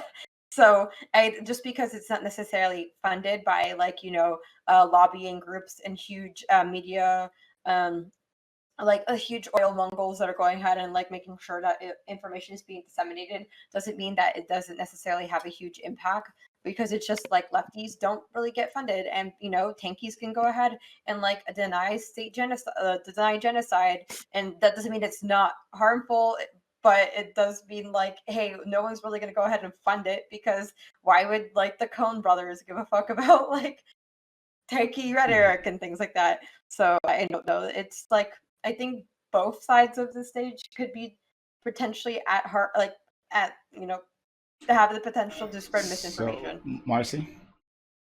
Alice, I want to have a little back and forth with you really quick. All right. So I agree with you. I don't give a shit if some rando I went to high school with is posting that climate change is fake. Like it snowed outside yesterday. I don't care. You have very limited reach. And most of the people on your friends list probably think you're fucking stupid anyway, so it doesn't matter, right? But like, if a giant, like if Steven Crowder posts it, it'll be seen by like 1 million people. Everyone will like see exactly what's happening, and this information that is bogus will be spread to an audience of like an inquantifiable number of people, right? And so like I care a lot more when it's someone like that. I don't think necessarily it has to be a state actor for it to be like very, very harmful. And these people, these private actors who act on behalf of like corporations and stuff, are like well funded. I would say arguably close to as well funded as someone who is a state actor. So I mean, that's what I have to say on that. I don't think someone has to be a state actor for them to be capable of doing massive, massive harm with their lies. The climate change denial movement started with private actors. I understand that. I think my pushback is that you can't actually determine the type of harm. Like my problem is that when you allow Facebook or whatever to be the arbiter of their own space, right? Past the point of just like enforcing their TOS, right? You say, okay, so as part of your TOS, now we're also going to make it so you can't talk about climate change, and you can't talk about anti-vaxxing, and you can't talk about anything related to trans people that is critical at all, and you can't. So we're just like enforcing essentially a leftist viewpoint, progressive viewpoint, and so the problem for me is that while I think the progressive viewpoint is correct, I also think that I need to be able to defend why it's correct. And I can't defend why it's correct when everybody who disagrees with me has been kicked off of the platform. But my issue with this is that we know Facebook isn't going to ban 50 friend Andy we went to high school with who has a bad take. We know they're not going to ban these people because they're not even on the radar. The people who would be affected by policies like this in the terms of service are people who actually push these narratives in a harmful way. And while I agree with you, like I don't think that you believe that the progressive viewpoint or whatever is like wrong or bad, or like it's the bias or whatever. Yeah, the progressive stance on climate change and vaccines and all this stuff is correct, like empirically correct. And I think when all of this shitty disinformation is pushed by people large enough to have this audience, it does like serious measurable harm, right? If the cultural zeitgeist is against the fact that climate change is real, then we're not going to be doing anything about it as a population. We're not going to have climate activism in the numbers that we need to actually make a difference. That's my problem, though, what you just said there, the cultural zeitgeist. So if something like 40,000 moms on Facebook posting about anti-vaccine movements, if they're the cultural zeitgeist, then I'm sorry, but we have to kind of be able to actually challenge it, not rip it off of platforms just because that's the easiest way to get rid of it. But I'm not advocating for kicking off. But I'm not advocating for kicking off like soccer moms who say dumb stuff. I'm advocating kicking off the people who are like responsible for like these the big people. Yeah, like, the big boys. You know, Crowder, Shapiro. But it's not the same concept, because these people are A, extremely well funded, and B, have a much larger reach than soccer mom Karen could ever hope to have. So I just don't, I'm not seeing the equivacy that you're making here, because soccer mom Karen does something and it's dumb, and maybe her friends see it and go, I agree. But like Steven Crowder can like introduce new people to these ideas. The problem is like people like Paul Joseph Watson, like people who are even further right than that. These are the people we want to attack, people with large platforms that are spreading this information. Like even Katarina said it earlier, this can have a large impact, and when do we stop it? We have QAnoners right now in positions of power. This is something we should be looking out for, nip in the bud before it happens. Okay. The problem is when you deplatform someone, you don't suddenly magically make them disappear from the internet. I understand what people No, are but you saying, limit their reach. That's the point. I just you brought don't. up Stefan Molyneux. It's But a all it's you, a it's a 5 numbers Yeah. million, game. Hey, oh my hey, god. hey, 150,000. whoa, please, Alice. All I'm saying is when you deplatform someone, what you do is you take the radical 40,000 moms on Facebook and you push them to a different platform. So when you deplatform somebody from something like YouTube and Steven Crowder or Stephen Molyneux or whoever, what you end up with is the most loyal radical people go move with them. And you don't end up de-radicalizing those people ever, which is what my problem is that I agree with you, right? Like, okay, yeah, the soccer moms who just are worried about the eggs and the vaccine or whatever, fine. Like, yeah, they're not really that important, and the big people are more important. I get it. I understand what you're saying there. My problem is the solution is not deplatform people who are, bigger. The answer is provide the correct interpretation, put it front and center. Make that part of your strategy, not deplatforming these people. But I don't understand how you think that wait. I don't understand how you think that is going to work where deplatforming won't, right? Just because wait, listen one sec. Just because Facebook puts a little tag under a thing that is like COVID denial and says, actually, COVID's real and this is the transmission rate and this is this. That doesn't mean anybody is going to believe that Facebook tag. They're going to be like, oh, leftist cuck, big tech censorship at it again, and they're not going to believe it. I believe that if you deplatform these people, the likelihood of people following them to different platforms decreases even incrementally because like a chunk of their audience isn't going to follow them, right? A chunk of their target audience is not going to go make a Parler account. But if you leave them up on these platforms and give them a free space to air these ideas, the ideas are going to stay there and nobody's going to care that Facebook says, this is wrong. People think fact checkers are cucks, dude. It's just the way this stuff works. So you think deplatforming is going to help? My thing is, the whole reason, like the Calipian Club, the server that I mod for and that I'm really simping for all the time, our whole purpose, our whole reason is that we think that providing information and giving people the ability to actually address that information, forcing them to be charitable with it, right? In our case, forcing them to be charitable with it, but providing opposite information, providing evidence and information and allowing people to actually make their own conclusions and improve their worldview, we think that works. So you think it doesn't work, is what it sounds like, and that's great for your no. I think that's great for your Discord server. I really do, and I'm in that Discord server. I'm not as active as I'd like to be. I'm sorry. I'll try and get more active in it, but I think that's great for your Discord server. I don't think that's great for a 200 million plus person social media platform with extreme influence over the narratives that are pushed to the people in our country.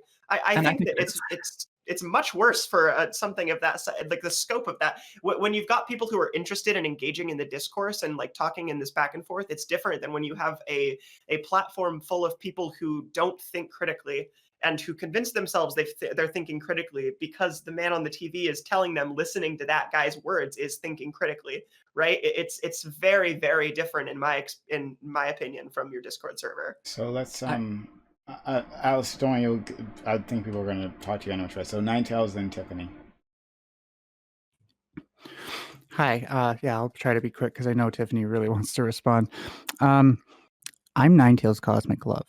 And if there's one kind of person I don't love, despite wishing I could love everybody, it's people who don't check their facts. And if you redistribute that before you check your facts, I really don't love that. But yeah, we shouldn't be doing nothing. I think that's something that we can like at least partially agree on, is doing nothing will allow the most amount of misinformation to spread. I agree with providing fact checking, but this is like, we don't have to have this dichotomy where you're either fact checking or you're banning people who are responsible with the information they spread. Plus, we have like ways to notify people when they're spreading misinformation, so we know they're no longer making a mistake after the second or third time. Yeah, and like the key thing is that like when you don't hold anybody accountable for their actions, then you have nothing governing anybody's actions. But as soon as you start holding people accountability for actions, you might not get like the response you're hoping for every time, but you're certainly going to get a better response than if you do nothing. So that's like my general response to this, is that it seems ridiculous to me. Like, we can't do this because we don't know where to put the pin in the map. You know, if you want to go conservative, put the pin in the map closer to like the harmful side of the rhetoric.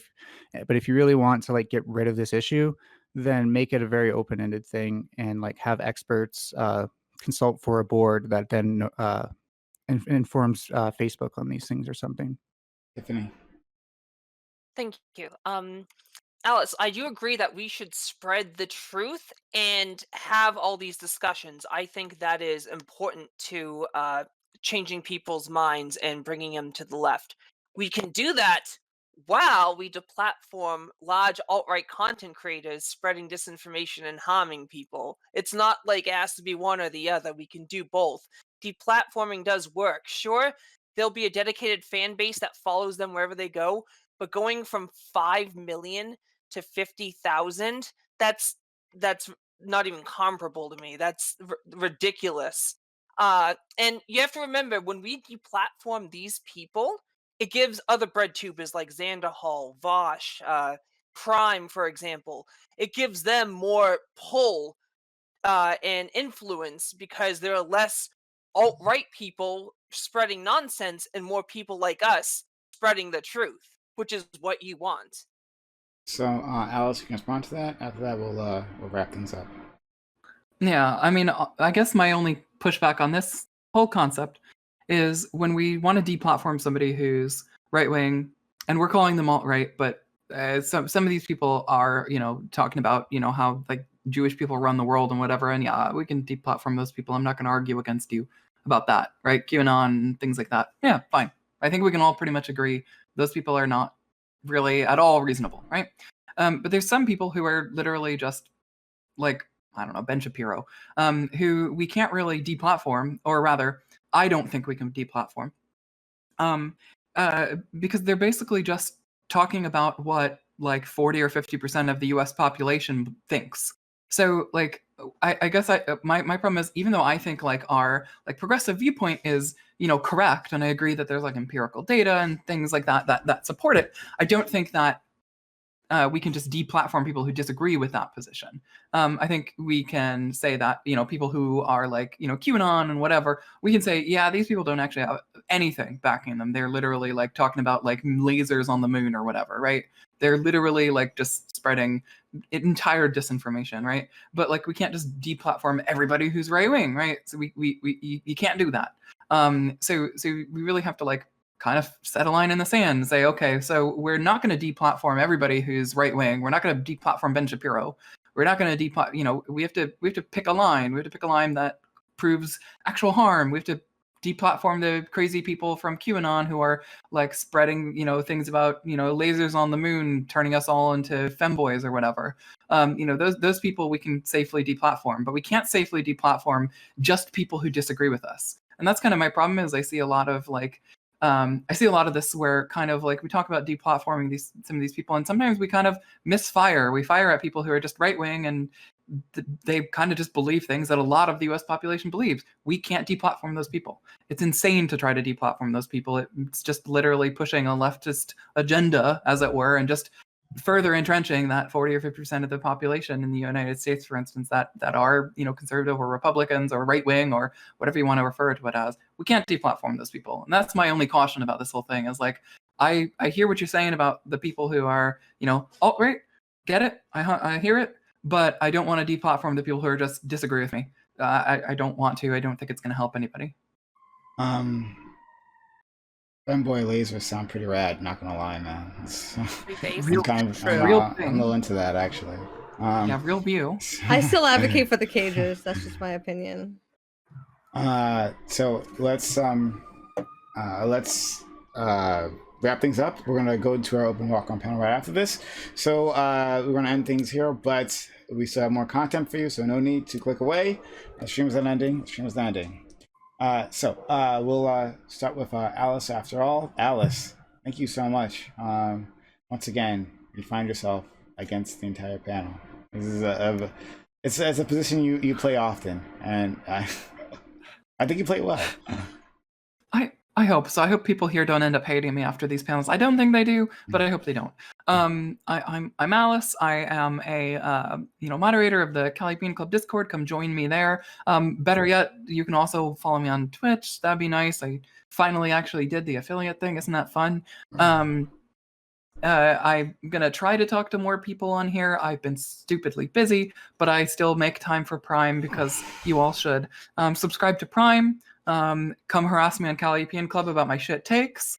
And Prime, thank you for having me as always. Absolutely. Alice, I'm really glad you come back week after week, and it's very, very much appreciated. You don't have to do that, but you do any which way. And I want you to know that I see you and I acknowledge you for that. Thank you so much. Next, we have Marcy. Hello, Marcy. Marcy, thank you for coming through. Thank you for being single active. Always appreciate that. It's like from a host. Yeah, thanks for having me, buddy. Yeah. So we were happy that you just reached out to me. It's like, oh, hey, we have a spot open. We didn't have the time at the time. We didn't have one, but then we did. I'm like, Marcy, all right, come on in. And it's really nice of you to do that. No, I'm really happy. So Marcy, tell the world about yourself. Thank you. You got to be proactive if you want to network. It's the shit. I'm learning that more every day. So, Alice, I could never hate you. All right, you're a very kind person. I think that we should talk on stream about this stuff sometime because I feel like I could go back and forth with you for hours about it. So my name is Marcy, twitch.tv/egirlmusictheory. I'm a composer, I'm a streamer, I'm a soakdown, I talk about politics. I also am like an amateur speedrunner, so I play video games, big Zelda fan over here, big old nerd, right?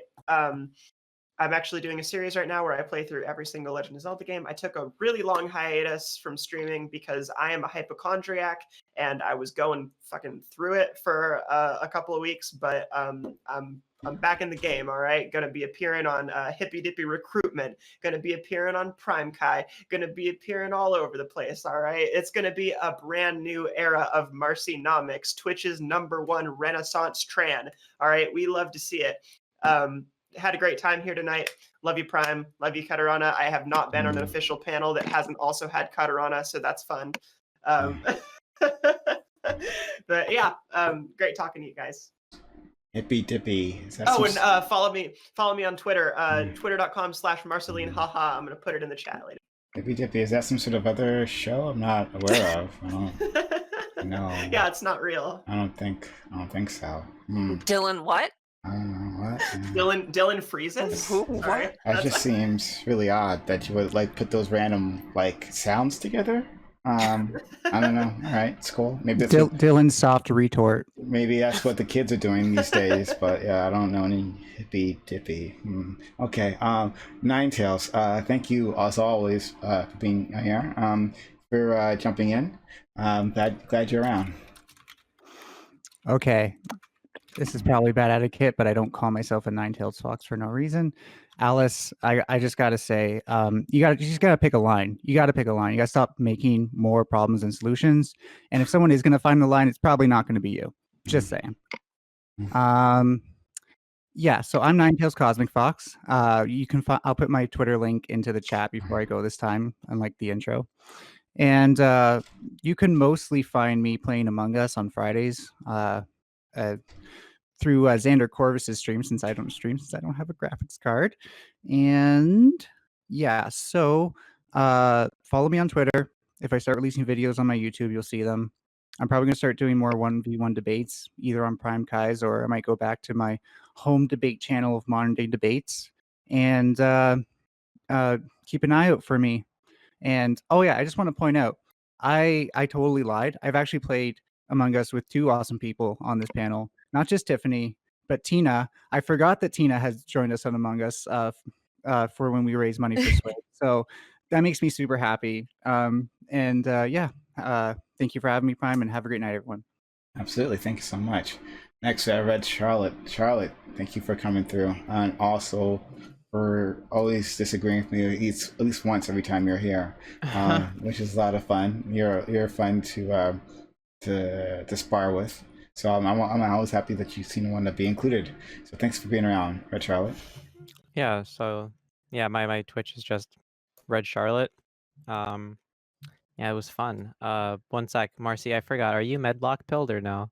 Am I Medlock pilled? Oh yeah, I follow Medlock. I Let's am go. a Let's big go. old tax hoe. I love taxes. So Everyone in the chat follow JDCMEDLOCK. All right. Universal welfare. Let's go. Word up. Thanks so much. Katarana. Katarana, also, thank you for coming through. Really appreciate it. Always have a lot of fun with you around. Katarana, tell a little about yourself. Yeah. Hello, I'm Katarana. If there's any reason why I wouldn't like Alice, it's because she's always fighting with me about 3D printers, and it makes me big triggered. But beyond the whole 3D printer situation, pretty cool. I'm Katarana. I am Katarana or Katarana streams on everything. I got my first patron today, so that was pretty cool. I also go ahead and release a question of the day TikTok. Somebody asked me, how long does it take before a cucumber becomes a pickle? I went into the science and pH of pickling things and fermentation. So yeah, I do all the different science things. I do that on TikTok, and then I go ahead, I do my Twitch streams. Sometimes I do about some science. Sometimes I just argue with people. So if you want to go ahead and learn more about either science or what makes me mad, which is usually being on debates, feel free to follow me on everything relating Katarana. And if you want to go ahead and one day allow me to go ahead and pay off one person's tuition, go ahead and get to my Patreon, as my long-term goal is to pay for 3 people's tuition fees. My Patreon Katarana, So can I show you something really quick and ask if you'd be interested in talking about this and my studies in this on stream? It's Sure. actually my mic stand, but it's a self-contained freshwater ecosystem. It used to have microorganisms, stuff like this, but it's actually been reduced to an algae bioculture symbiosis, and it's incredibly stable. Loves tons of light, and it has all these little microcultures going on in it. And I've learned a lot through it. So if you're interested in that, let me know. I'm pretty sure this is the Magic School Bus episode. Ninetails, I want you to know that I thought that was a jar of pickles that you were going to say. And it's actually what I thought it was pickles. at first. I was like, are you giving it to me so I can go ahead and test the pH? Because I'll do it, but I can just or you can just eat the pickles. Yeah, for sure. And if I'll go ahead and reach out. And also if you want to watch me play Hitman later tonight, feel free to come to the stream if you're tired of looking at Prime's face, because I have lotion on my side. I'll do it. Thanks so much. Next, Tina. Tina, thanks for stopping by and being part of all this. Tina, tell the world about yourself.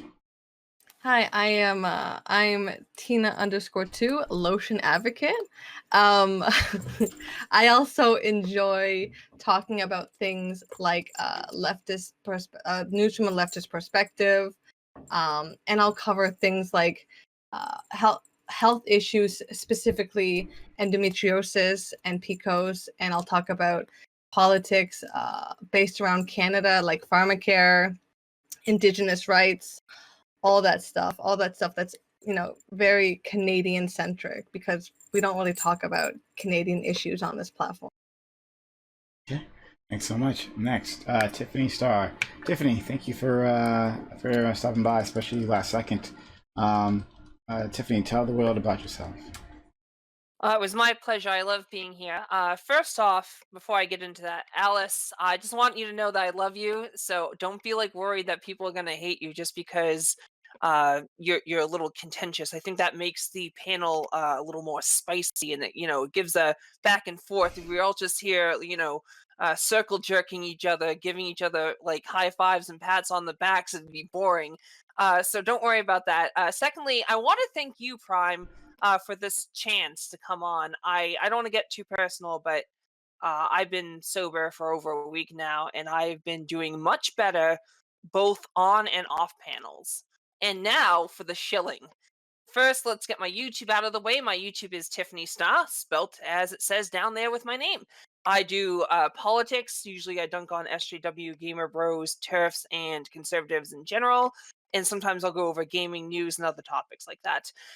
So subscribe; it'll be a lot of fun. Secondly, you can follow me at my Twitch, which is twitch.com/xxx Tiffany_star XXX. I know that's a lot. Maybe I'll change it to shorten it, but that's what it is. And I play a lot of video games there. Sometimes I do politics, but it's mostly video games. And if you come, you'll be able to see me stream games such as Resident Evil HD with a rearrangement mod, meaning all the enemies, items, and rooms will be rearranged randomly. Altered Beast, God of War, Ghost of Sparta, Mario Kart 8, Sonic Adventure 2, and more. Great times are ahead of us. Oh, and I just got Outriders, so I'll be doing that and Monster Hunter Rise. So don't forget to follow. Thanks so much. All right. So, we are going to roll on to our walk-on panel right after this. Anyone here is welcome to join us, but if not, that's okay. Thank you for spending your time, your energy, your passion, your knowledge with my audience. I'm sure they appreciate it. No, it's